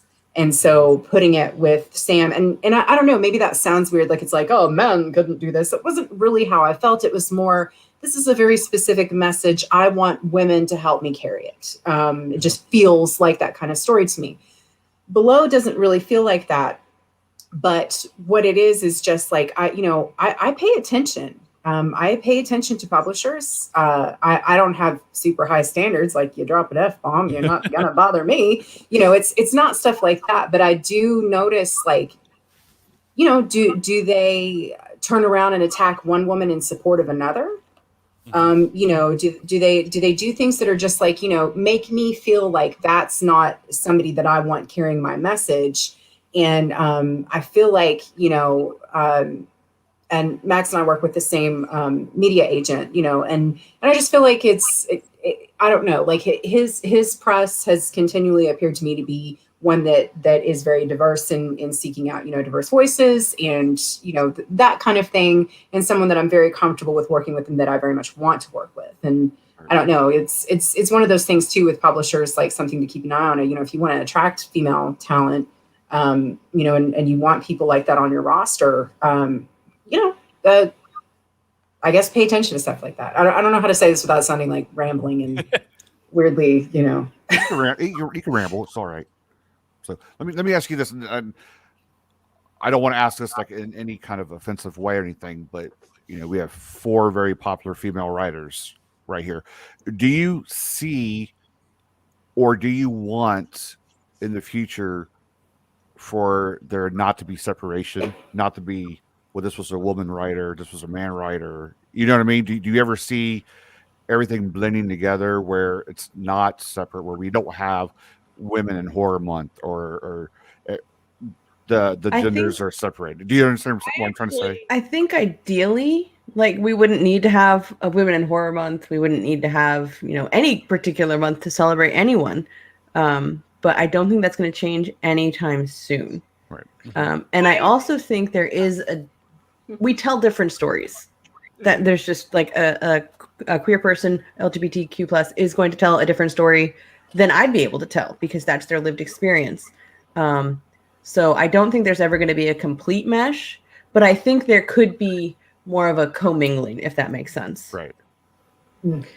Yeah, I think, and to that degree, I don't think I'd ever want identities completely erased when discussing horror stories, because it is going to make a difference. And also, a lot of times when, I'm not saying you're saying this, Jay, I'm speaking in the general sense, but when we say like we want the blurring and we just want stories, unfortunately with the way we're often raised culturally, that becomes a homogenization that goes towards like white, straight, you know, Americana. Like, we don't want identifying factors in the text either, along with the author. So, you know, I think that keeping the identities is important so that we recognize, you know, own voices in storytelling, so that we see different types of stories told. But I think where I would like to see it be better is just like on the consumer aspect of it, you know, like just, you know, not having to deliberately, like, I mean, let me rephrase it. Like, it would be nice if someone by default would just pick up someone that isn't like a white man or a white woman for that matter. Like, you know, you just find and pick, and there you go. Like, all the different types of voices, because I can tell you it makes for a much richer reading experience. Yes, so much. Mm-hmm. Yeah. Did that answer your question, Jay? It did. I mean, we got pretty deep for a Saturday night. But which, you know what, I really do appreciate, you know, like I feel like that's one of the benefits in having, like, you know, a panel like this, not only a panel like this, but a panel like this with guys like you, which, you know, I appreciate it. I've been looking forward to this panel because I feel like I'm also just like hanging out with people that I really dig. You guys are, everyone. No, cares. shucks, Laurel. It's true. Keep it coming, but stop. Keep it coming. But I think these are important conversations to have. In particular, I think for there's a lot of stumbling blocks for new authors. You know, some that are just completely invisible, and there's also just something that I don't know that not everybody knows that maybe people pay attention to. I don't know. It's just, I think it's all just, I don't know. It's kind of good stuff to keep in mind. But Sonora, especially like you said, just like a richer reading experience. You know, we were talking about Encanto earlier. Man, like what, you know, just the kind of things that we get to see on screen now, the stories that are told, the cultures, you know, that it's just so much richer when you get to hear everyone's stories. It really is. Yeah, and I think intentionally seeking out stories outside of your own worldview is really important, because it broadens your own understanding of what other people are going through, what they're experiencing, and helps you understand, okay, I've never had that happen to me, but that exists, and that's awful. But then you see the richness of other cultures. You see that, for all the differences that we all have, we're all really just looking for love. We all just want to feel accepted. We all just want to have our place and our people. And so I think it's really important just to broaden your horizons and read outside your own experiences, and realize that the little box you live in is just that. It's a little box, and the world is so big and so beautiful and filled with so many different people who are experiencing different things and bringing different things to the table. And just being in the horror community and being able to speak to other people and get recommendations for books that I would never have the opportunity to find, just trying to find it in a bookstore on my own. It has been one of the best parts about Twitter, I think, just connecting with the smaller indie community and being like, oh, I like your book and I like yours. I'm going to put you on my shelf and you on my shelf. Yeah, and it's just half of the books I read last year I would not have seen in my bookstore or in my library. Oh, yeah. So, yeah. Same. That's what drew me back into reading was the community, the horror community, especially the indie horror community. When I started reading again, I've always read. When I started reading fiction again, several years back, I went to Barnes and Noble. I went to the library. I just tried to find something, and so I picked stuff off the shelves, and it was all. I mean, I didn't realize it was all white men authors, and they were okay. Like some of the stories I liked, most of them were just kind of meh. And then it wasn't until I got into the horror community on Twitter, I started getting recommendations from people, and I started reading from the indie community, and I loved it. I found my stories, I found my jam, and it was from all different voices, which kind of blew me away, which I didn't think of at the time until I started learning more about I guess the importance of having more diversity on the shelves, because it's certainly not in any bookstores that I go to.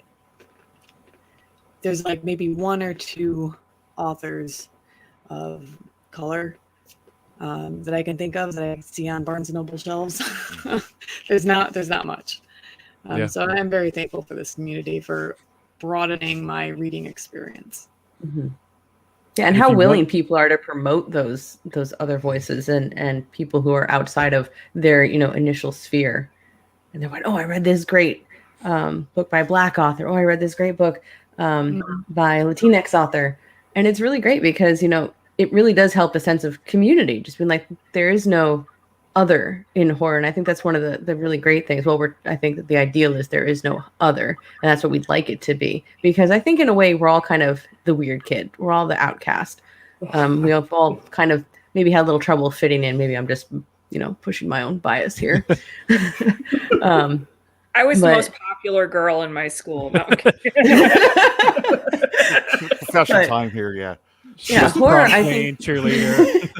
Homecoming queen, yeah. Yeah. I didn't even go to homecoming. But I'm glad Red said that, because outside of the indie and small press horror community that's on Twitter that we see and on Instagram that we interact with, the Barnes and Noble crowd is just outside that, and they're the ones that are that's a whole different world that I one day journeyed over to one time, and I got scared because I was like, this is weird. Like, you talk about all these mainstream artists, writers that you'll find in these brick and mortar stores. I have not stepped foot in one store in the last 3 years, most likely, for books. It's all coming from the indie world that I'm making these connections. Unfortunately, we have to go through Amazon sometimes to get them, but yeah, the whole Barnes and Noble family and those books, they're like 20 times as big as the little niche that we're in the corner of that dark, damp Twitter part nobody wants to talk about, So, is it damp here? That's awful. It's moist. He's just sweating over there. Yeah. I do feel like Barnes & Noble. Just looking at the eyebrows, I thought it was Not that I'm trying to represent Barnes & Noble, but I feel like they have gotten a little bit better because you see a lot of pictures like, I see Eric LaRocca's book in Barnes & Noble, and you find Stephen Graham Jones and Sylvia, or I can always get her name mixed up, Sylvia Moreno Garcia. They're getting a little bit better than what they used to be. Not that it's perfect by any means, but you feel it bleeding in a little bit. And I know like Todd Kiesling has said, you can contact your local Barnes & Noble, and as an indie or small press author, try to get your books on the shelf there. I think Joshua Marcel has gotten his stuff in there, maybe like that too. So they're getting a little bit better than they used to be, than just, the horror section's not all Stephen King and Dean Koontz anymore. Right. And I think a lot of that does come from the indie grassroots movement, like the Twitter community, just people being like, hey, just because it's on the shelves at Barnes & Noble doesn't mean it's the be-all, end-all. I mean, there's more to horror than Stephen King and Dean Koontz. Yeah. There's a whole wide array. And I do think that there is, like you said, they're doing better, but there's still pushback against the dirty indies. Yeah. Coming in and putting their dirty little fingers all over the clean traditional. Just think of it moved into like libraries. That'd be mind-boggling. My library has Whispers in the Dark. Nice. Does it? Yeah. Yep. One thing I will add is that a lot of that is also kind of on the back end distribution channels and some of the bookstores having their hands tied to that. But there are ways where you can like for instance, one of my local bookstores, One More Page Books, when you search their search engines, if they can get things from like an expanded distribution, you can order it like through their website and they'll have you come pick it up in the store. So it's kind of indie books that are available through those channels, even if it can't just be like ordered en masse to be in the bookstore. So that's kind of like a best of both worlds. If you're not like, I know also if you use Ingram Spark, that's supposed to be an easier way to be able to be purchased by bookstores, as opposed to like for obvious reasons, a lot of bookstores won't buy if you're only on Amazon because it's their competitor. Whereas Ingram Spark, gives you a distribution channel to actually be in the bookstores. I'm not sure if draft to digital will be at that point, but I know that if you put your ebooks up there, you can get it in places like BNN. And what's been very good for me is Overdrive. Because I used to, that was always like my biggest roadblock, is trying to get like libraries to purchase the books, and I'd get like all kinds of. I even had an honest answer from my local library that was like, "Look, we wish we could, but we can't buy it from that expansion distribution channel. But and it's on Overdrive through Draft to Digital, they can buy it through there because that's a library ebook system. So just something to think about on that back end if you're an author and trying to get your book in stores. It's not only the bookstores being difficult, it's also like their hands are tied to some of the business practices and like the corporate world of publishing. And there's no better way if you're wanting to have these fictional experiences of other people, what better way than to step into someone else's shoes who's actually maybe have those experiences themselves and are writing it themselves. Like, I'll never experience what it's like to be a woman, so if I want to do that, what better way than to read stuff from women authors? And it's, just even being made, and I'm, I am, again, I'm a white chick in Kentucky, so there were actually a lot of these things that I wasn't even aware of. V. Castro and Angel Louise Cullen are the main reasons I know, about what an issue it is to the roadblocks with people of color trying to get published in traditional publishing, and constantly hearing, I don't connect with your character. My readers won't connect with your character. And there's just something that never occurred to me. And, when I read that, there was a big thread that Angel had, and I think V was, posting on, and I think Sina Pleo as well. And I was just like, just jaw dropping, but it made total sense. It just opened my eyes. I was like, shit, you're kidding me. But no, okay, this is bullshit, And to me, that makes it even more important to demonstrate that, hey, actually, no, readers have an appetite for this. Readers will connect. Readers want this stuff. So it's important to pre-order. It's important to review. It's important to continue to send a message. Actually, no, we're going to connect. We want these stories, So I appreciate the folks who are willing to be vocal about those kinds of struggles. It's not their job to educate me, but I appreciate when they put things out there that help me realize shit that's going on. On that note, make sure y'all pre-order V. Castro's new short story collection, Mestiza Blood. Yeah. She did not tell me to say that. I just was thinking. I love her. It's in the mail. So. And it would be boring if all, the characters in all the books were all the same. Like, if you want to have exciting stuff, you're going to want to seek out diversity, or everything's going to be stale and dull and dry. It's the same thing over and over and over again. Yeah. I've seen, kind of some brand new, I think, male authors very unfortunately get themselves tied in a bit of a knot, because I think that they see that and might make an assumption that the point is like, no, we're never going to read anything by white guys. That's it. The day of, the white guys, we're throwing all the books out. Like that's really just clearly, it's not the case. And Stephen King's not going to quit selling books. No, he'll be fine. He'll be fine. And I know we can all name, plenty of really excellent books written by white guys. It's, I don't know. I don't know why I feel the need to backpedal that, but that even with the impact that more voices are coming in every day, I'm in a horror book group on Facebook, and I kid you not, no exaggeration, every day someone posts, every day. It's always like, I want to read this Stephen King, or what do you recommend by Stephen King, or what's the best Stephen King? And nothing wrong with that. I'm just saying to emphasize that, like, there's no what's the word I'm looking for? There's boycott. Completely escaping. Not default. Like, anyway, it like obsolete. There's no obsolescence of white male authors or their stories. Like it is alive and well. So it's just about. I think the phrase is like, it's not about like taking away seats at the table. It's making a bigger table. Like that's all. Exactly. Yes. So. Yeah. No one is saying nobody wants to hear from Stephen King anymore. Stephen King is a great author in a lot of ways, but Stephen King can't tell you every story that's out there. Right. And, Exactly. He's a bit one note on some things. But yeah, no one is saying that we're never going to read white men. White men, get out of here. Nobody wants to hear from you. No, I have no issues with white men writing. I love books by white men, but I love pizza, but I don't want to eat pizza that may be another example. But yeah, it's like, no, we just want more variety. We want more options. We want the world to be represented, because the world is not just, it's not just straight white dudes. Mm-hmm. There's a whole world out there, and I want to be able to experience it. And one of the best ways to do that, like you said, is by reading their stories, letting us tell them their stories. Mm-hmm. I love what you said, Sonora. We're not taking seats away. We just need a bigger table. I like that a lot. Yeah. I love that. Michelle Lane, I read Invisible Chains a couple of years ago. Oh, I really want to read that so bad. It's really good. It is really good. It's a great, like, paranormal. It's got everything.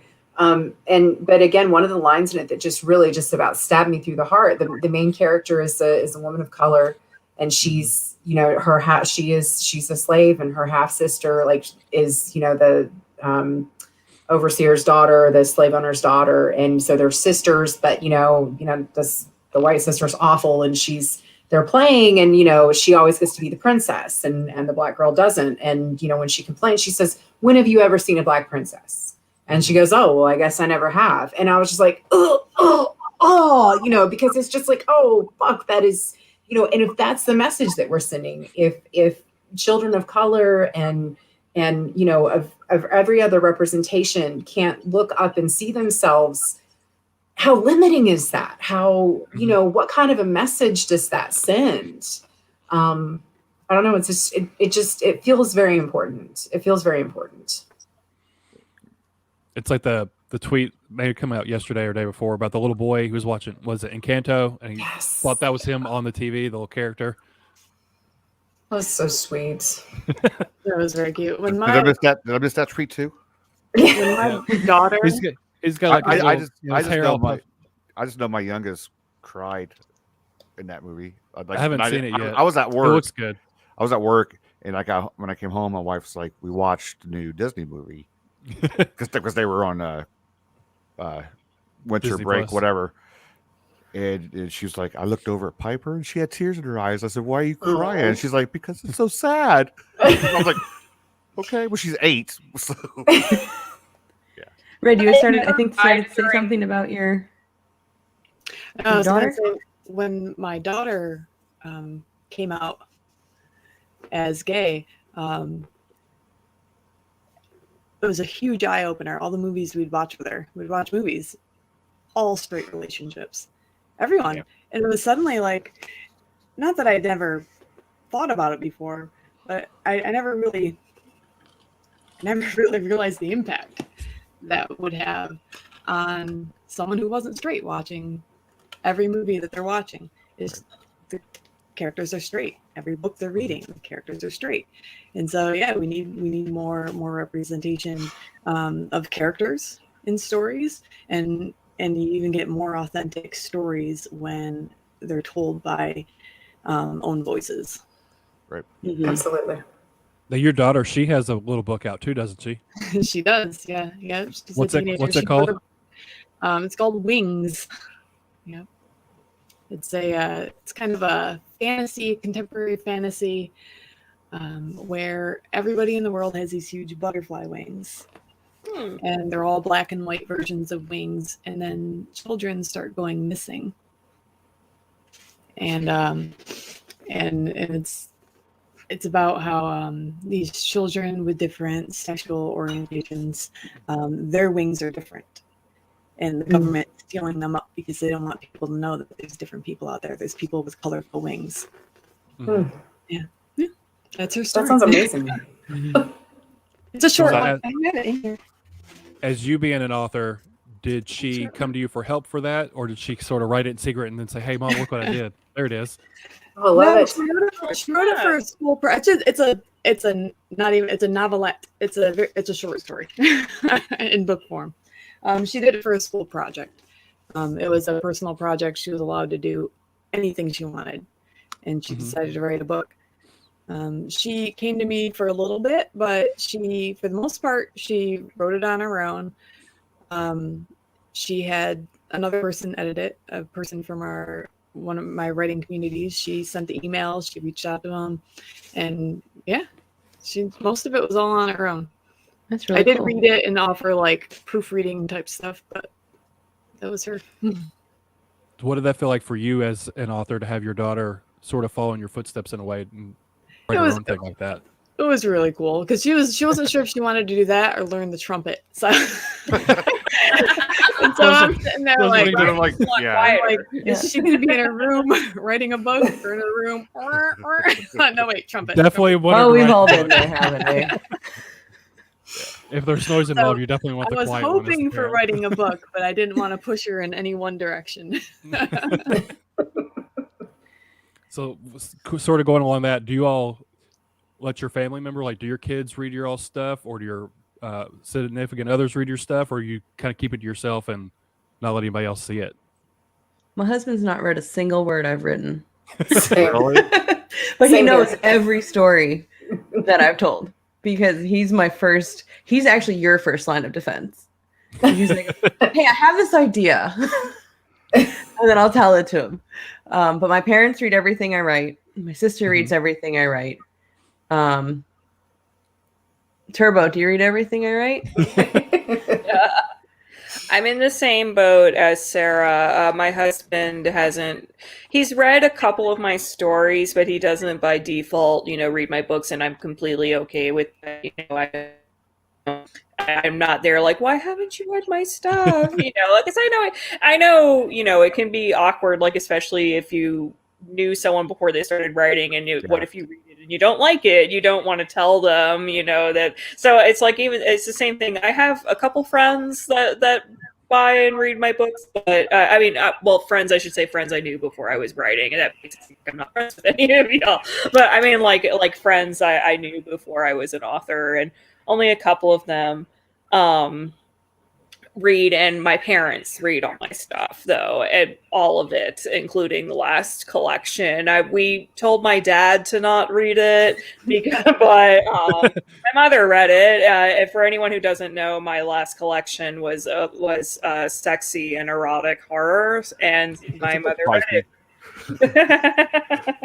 Was that weird at all for your mom to read it, or did it not really bother you?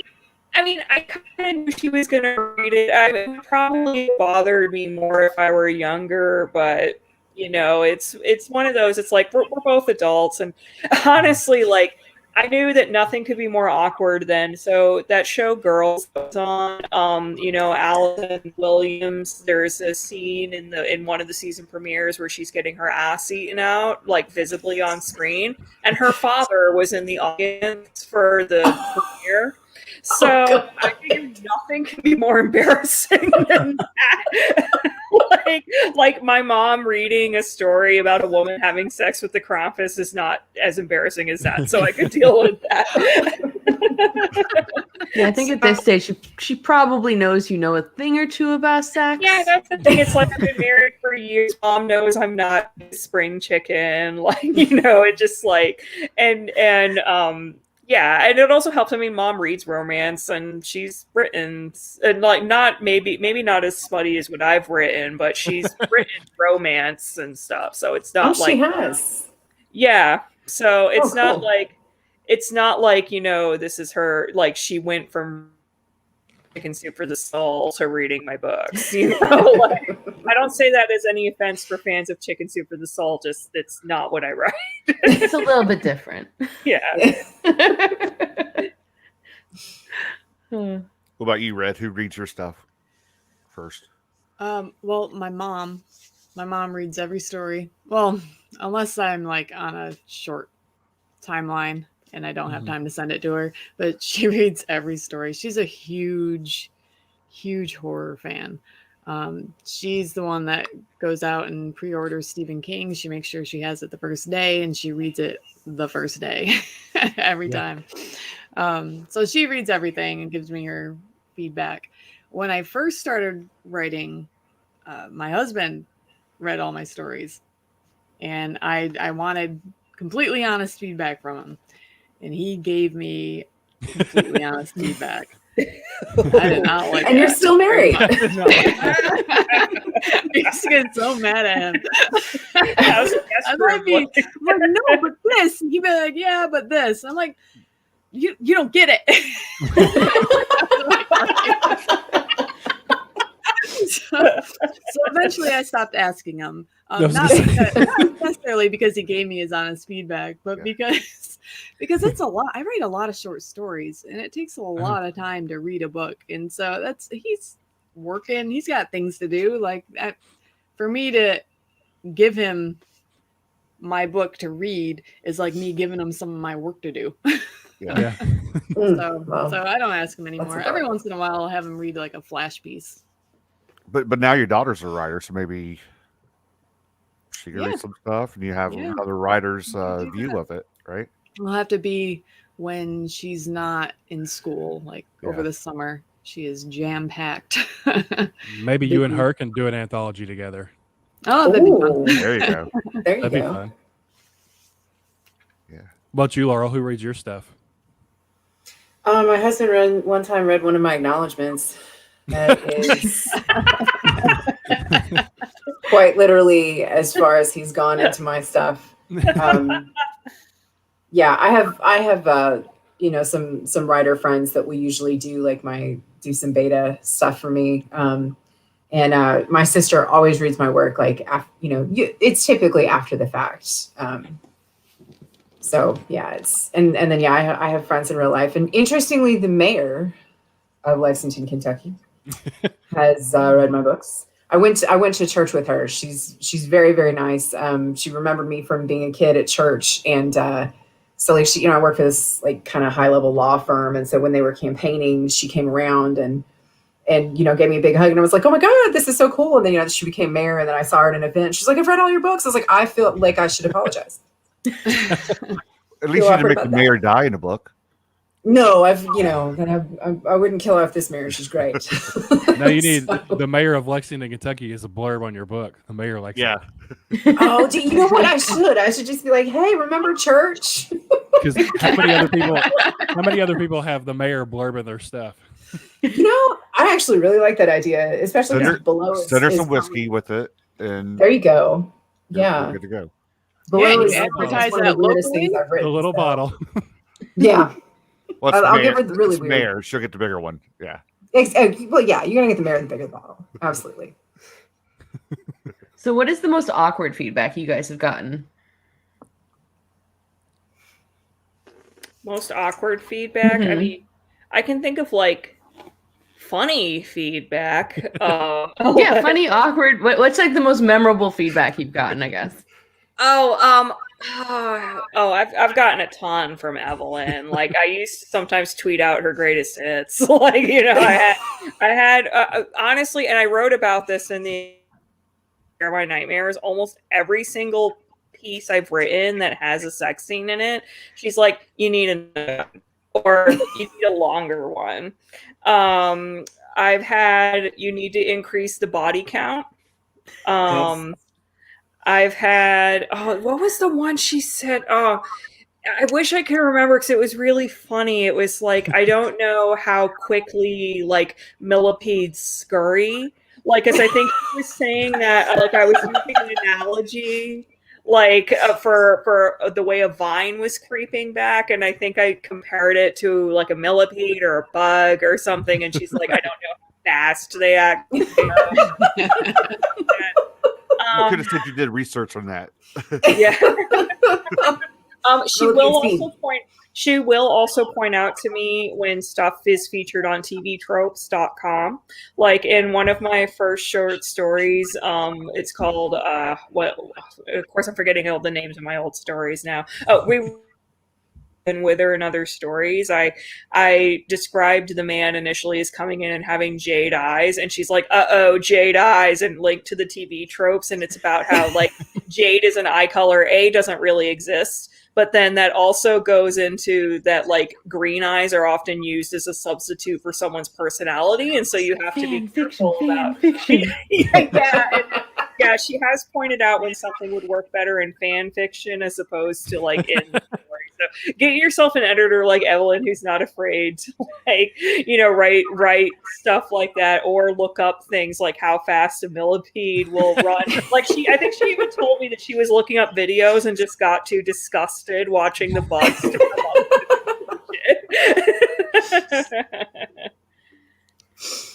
Well, what about you, Sarah, since you asked it? What about me? What's the most memorable? I think my favorite feedback, well, I have two. The first is my parents when they just texted me, "Are you okay?" And I'm like, that's a good one. That I know that story's gonna be good then. And my second is actually a review on The Corpse Garden, and it's a negative review, which I'm totally fine with, and I love this because it makes me laugh every time I see it. The title of the review is just "Someone Needs to Prune This Garden." And I love it. It cracks me up every time. When I'm having a bad day and I'm just down on myself, I just think someone needs to prune this garden, and it cheers me up. That actually, it was when Sarah Tantlinger's To Be Devoured was out, which I loved that novella. And someone critiqued it, saying like too much gore and lesbian sex or something.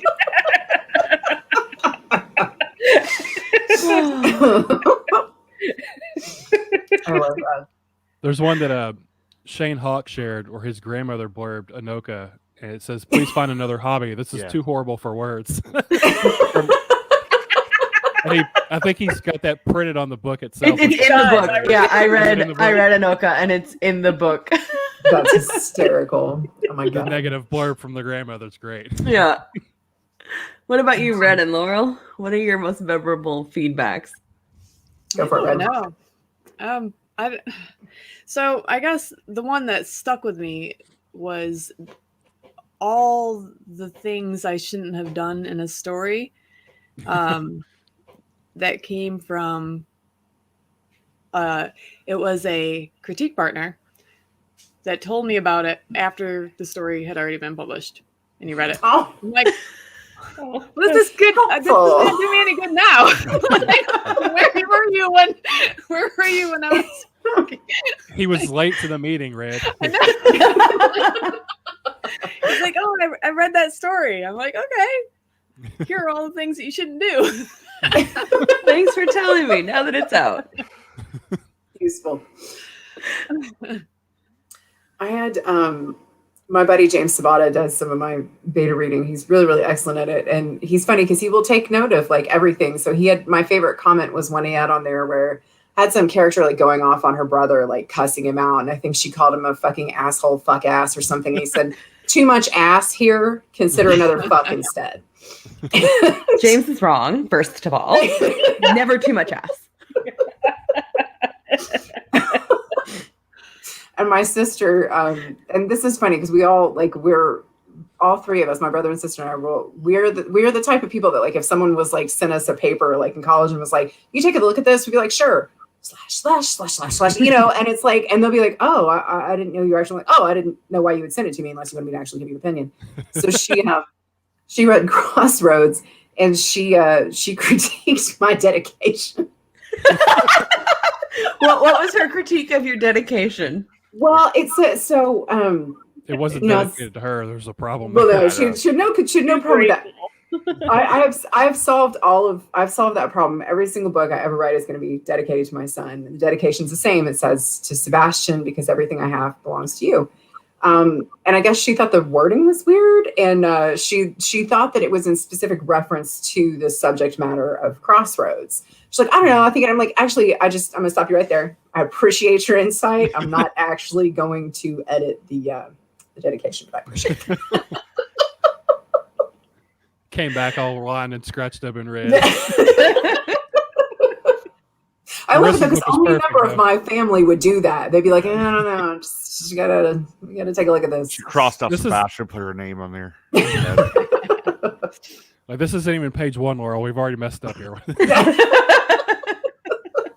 I am though. I feel like I need to do a secondary dedication to Bo Johnson at some point, though. We all do, honestly. I don't know if you guys watch Bo's Book Nook and all that stuff. Whenever he does one of his readings, he always says, "Dedicated to Bo. Thanks so much." He cracks me up. He's hilarious. Yeah, he's a good dude. Very good writer too. You won a book from him, didn't you? From the Book Nook, or they bought you a book for Christmas or something? Yes. Yep. Yeah, I won one of those, and and I've read a couple of his books. He's very, very talented, very brutal. Mm-hmm. Yeah, I just reviewed one. The last one I just reviewed it. Brand New Dark. Yeah. So he's more crime. Do you all read anything else besides horror? Do you like venture into more fantasy, crime, cozy mystery, any of that kind of stuff? Yeah, I do fantasy and historical fiction every now and again, particularly East Asian because I'm interested in the history of that area. I like to read nonfiction about food history or about very specific things. Like I've read a book about that. It's called Twinkie Deconstructed, and it's like it goes through the history of processed food by dedicating a chapter to each ingredient of the Twinkie.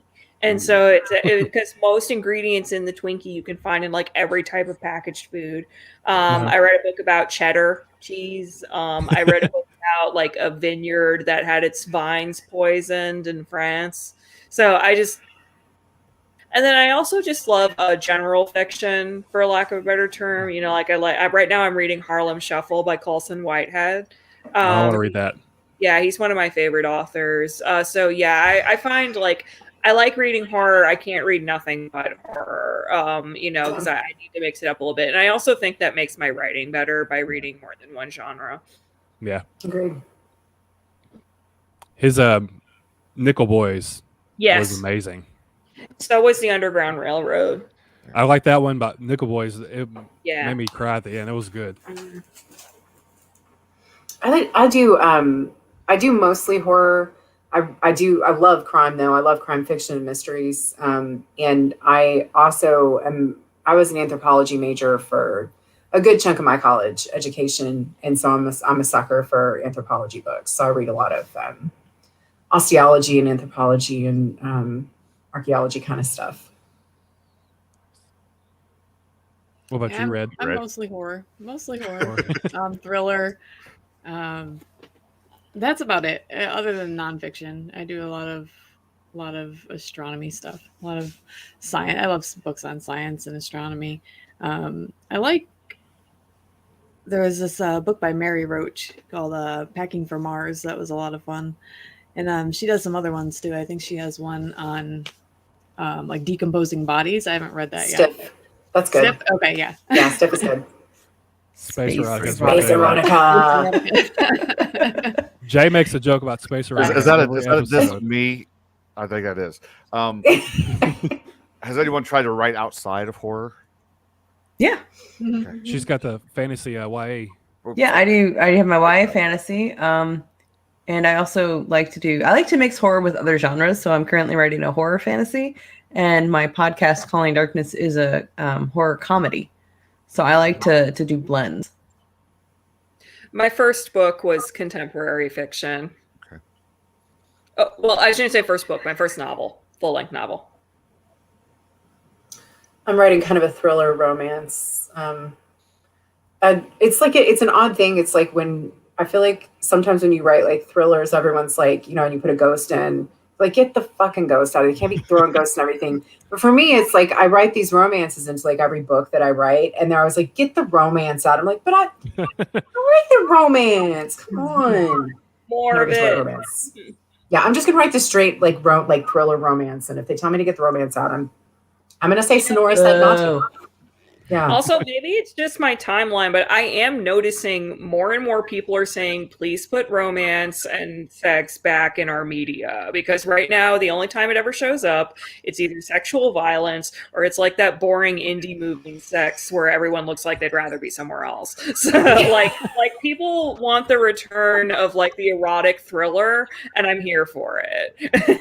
I also like the I don't know what to call it. I sort of call it like old married people romance. Like I love the romance. Yes, I like the romance of like after the meet, after the falling in love, because it's like, to me, romance is interesting in the sense of what happens after you've been married for a while, or things happen in your life that you change around, and like falling in love again, or how you grow and live with that kind of stuff. I like that kind of like romance. That movie It's Complicated with Meryl Streep and Alec Baldwin and Steve Martin. Did y'all ever see that?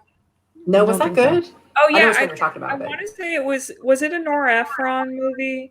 Nancy Myers. It was Nancy Myers. And Meryl Streep is a woman who was recently divorced from Alec Baldwin. She starts dating Steve Martin, but also in the process, like, Alec Baldwin has gotten remarried, but he starts cheating on the new wife with Meryl Streep, and so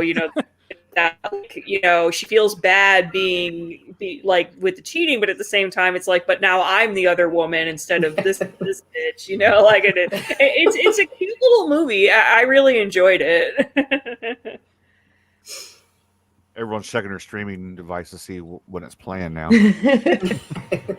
Yeah, I think relationships are really of any kind are kind of downplayed in horror, and it is just kind of we're having sex, we're kind of friends, but we're also kind of bitchy to each other. So like you, Laurel, you're trying to bring romance back into yours. A lot of my horror deals with more friendships. I'm interested in platonic like bringing strong platonic friendships, like in the Festering ones. I have Faith and Sasha. And their friendship. And when I had someone who approached me about the possibility of adapting the Festering ones, didn't happen. Very disappointed. But he asked me, is there any chance that Sasha and Faith are lesbians? And, there's obviously nothing wrong with that, but that's not how I wrote them. I wrote them just as friends, because I think in horror, there needs to be more of, just like there needs to be more romance, like actual romance, not just we're going to have sex now. I think there needs to be more friendship. When there needs to be a focus on platonic friendship, on people growing together without necessarily the aspect of falling in love or being forced to fall in love. So I do like that horror. I think we're seeing more of a resurgence in people exploring the different dynamics of relationships outside of romance, outside of just having sex. Mm-hmm. Yeah. Sorry, I got serious again. I'm mad at this. All good. Good tie-up, Jake. What's that?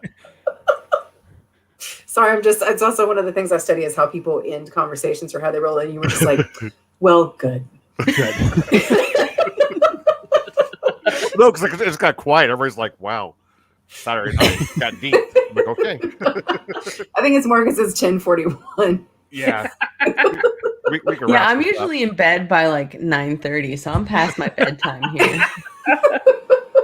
It's all Brad's fault. I tried to make it like an hour. He's like, no, we're going to make him till tomorrow. So That's not true at all. yeah, we can wrap it up. It's been fun. We appreciate you guys, all of you coming by and joining us for this little shindig that we try to be professional, but some of us can't do it. Sorry. I feel attacked. So why don't you let everybody know where people can find you and your books and everything? We'll start with Sonora. We'll just go around. Yeah. Okay. Yes, you can find me at sonorataylor.com. You can find my books on Amazon, and you can also find them through most online retailers. If you follow me on Twitter, I'm at Sonora Writes.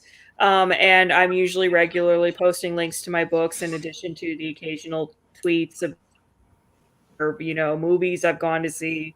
I'm also on Instagram at Sonora Taylor, but I am terrible at being an author on Instagram. But if you want to see my food photos, I post them on the regular. But yeah, the main source where you can find information about my books and my short stories is sonorataylor.com. Red, what about you? I'm Red Lagoe. My name's spelled right there. It's just at Red Lagoe on Twitter is where I'm most active with my author stuff. I'm also at Red Lagoe on Facebook, Instagram, and TikTok. I was going to say you're on TikTok. Oh, the TikTok. I don't do much with it. I'm saying, Jackson, are you lip syncing on there? Not yet. And then redlagoe.com. And I am really just always on Twitter to a detrimental, neurotic degree. So yeah, I'm there at Hightower Laurel. And I am also sometimes on Instagram, but not a whole lot. I'm really bad at it. And I have a website that hasn't been updated because it's still telling you to pre-order Crossroads. But the email link works. So, if you need to reach out to me for something like that. And all of my stuff is generally available through the publishers and through Amazon. What? I know. I see. Right. I see your like regular tweets, and I'm like, I know, Sonora, but I do clean my coffee pot when you tell me to. So I appreciate That's good. that. Yes, another reason to follow me on Twitter is I'll remind you to clean your coffee pot once a month. It's true. It is helpful. I do. My favorite, and no offense if this is anyone watching, are the people who get like, granted it's like mock indignant with me, but it's like, what do you mean? I don't need this humiliation in my life. I'm like, I'm not here to judge you. I'm just trying to remind people to clean their coffee. Laurel, your website says coming Christmas of 2012. 2012. Come on.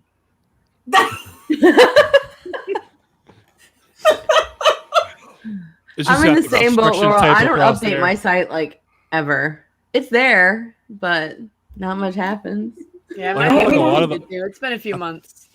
I feel like a lot of others we've talked to, they haven't had their websites updated. Do y'all feel like having a website is actually beneficial at all anymore? Or do you think it's more just having social media is okay? No, the website's been good for people to get in touch.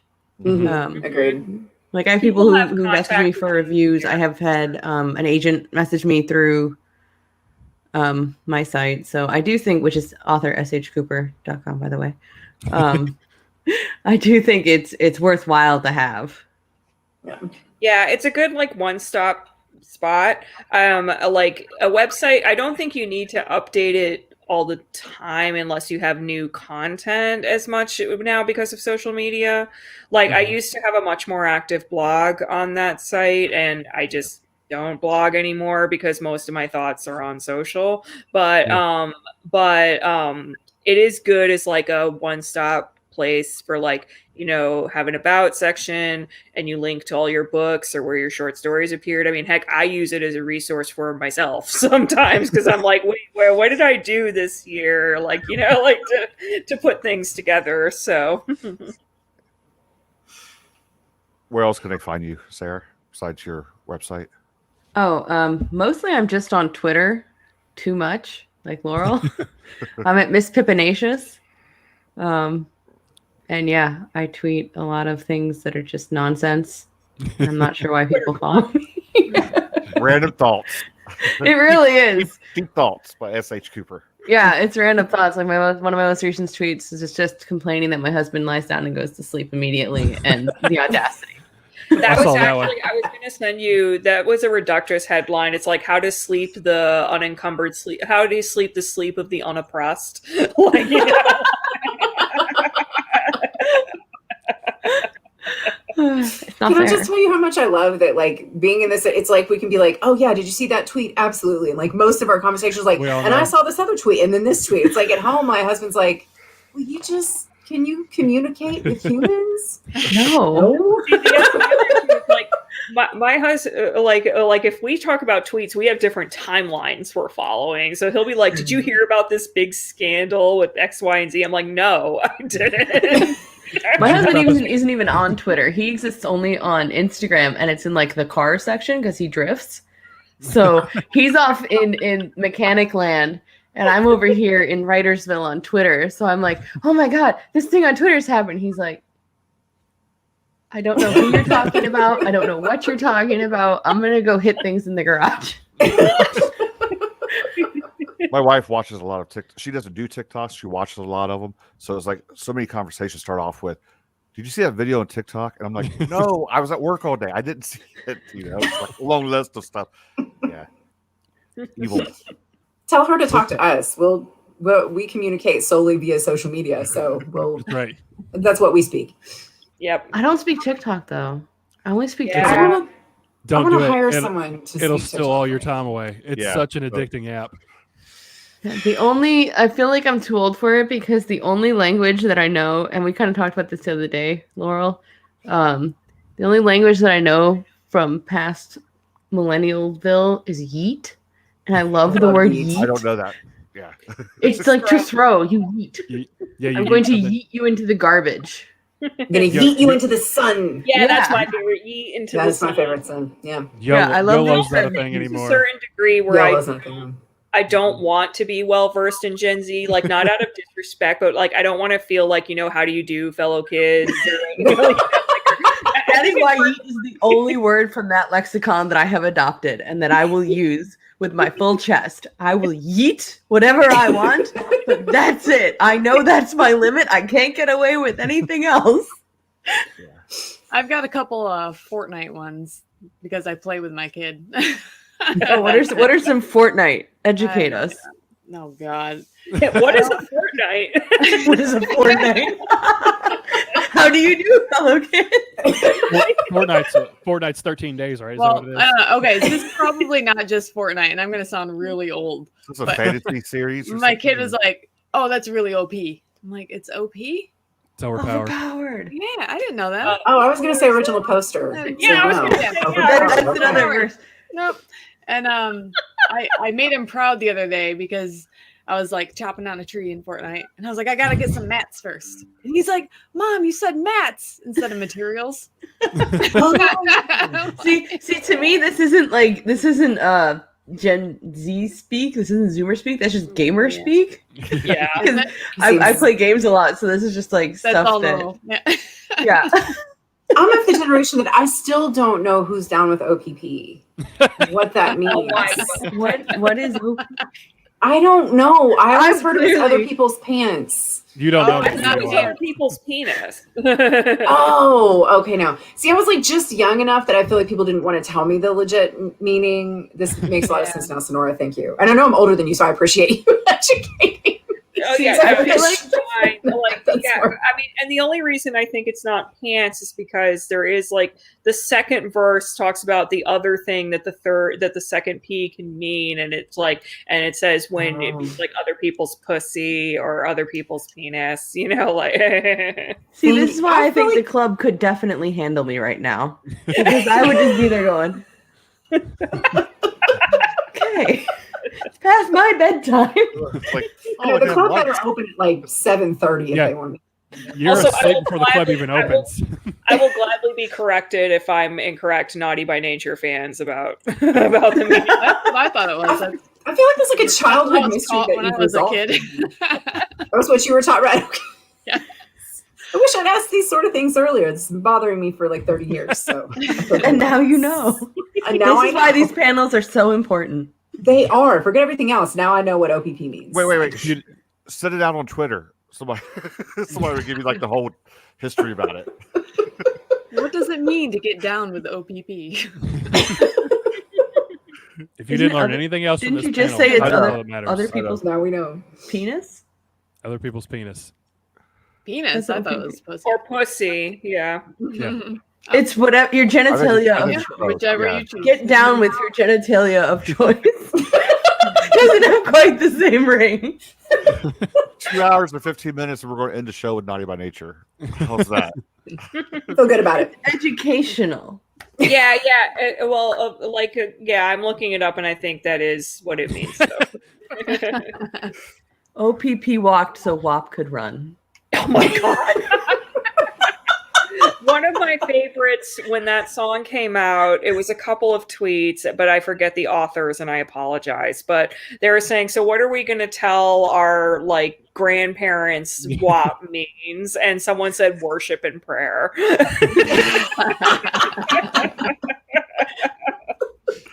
nice to grandma. Of course, my favorite was when someone pointed out that WAP was onomatopoeia. Ew. We're in the like close that. part of this.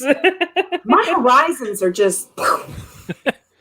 Just think, Laurel, when we're grandparents, what our kids are going to look back and see about us, all this crazy stuff they talk about. I know it's all going to be on screen. It's either going to be way worse, or they're going to think we were just insane. You need to put your shocked eyebrows on now. What? No, put like 3 of them, you know. Yes. I appreciate you being part of the eyebrow experiment. Yeah.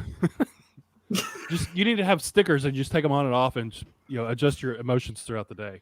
Like Bo's mustaches, Laurel's eyebrows. There you go. Just 6 eyebrows out of 10. You get mad at somebody at the store, but wait, hold on a second.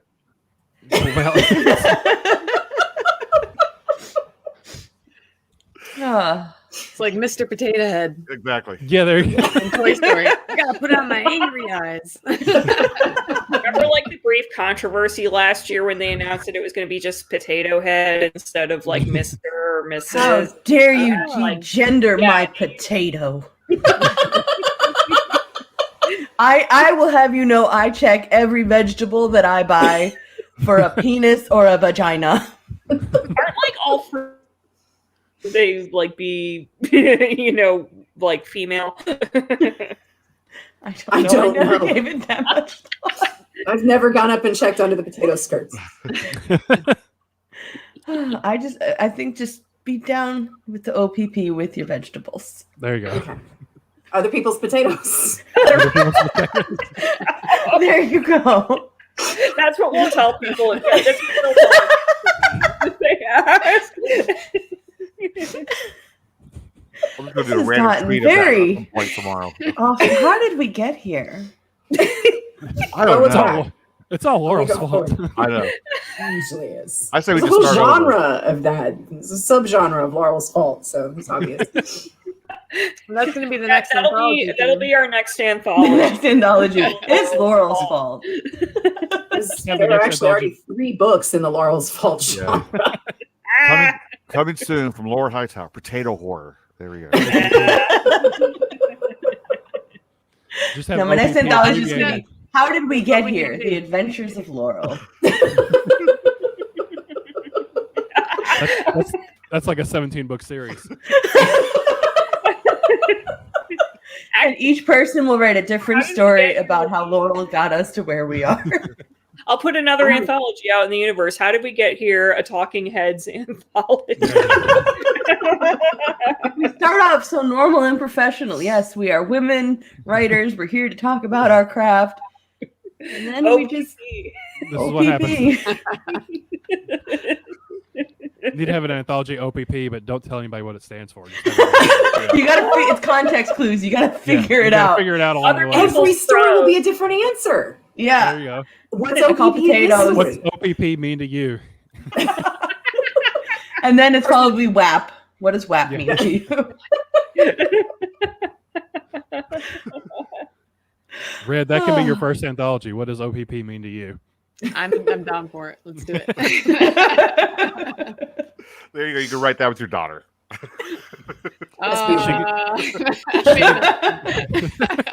Give her a couple years. Okay.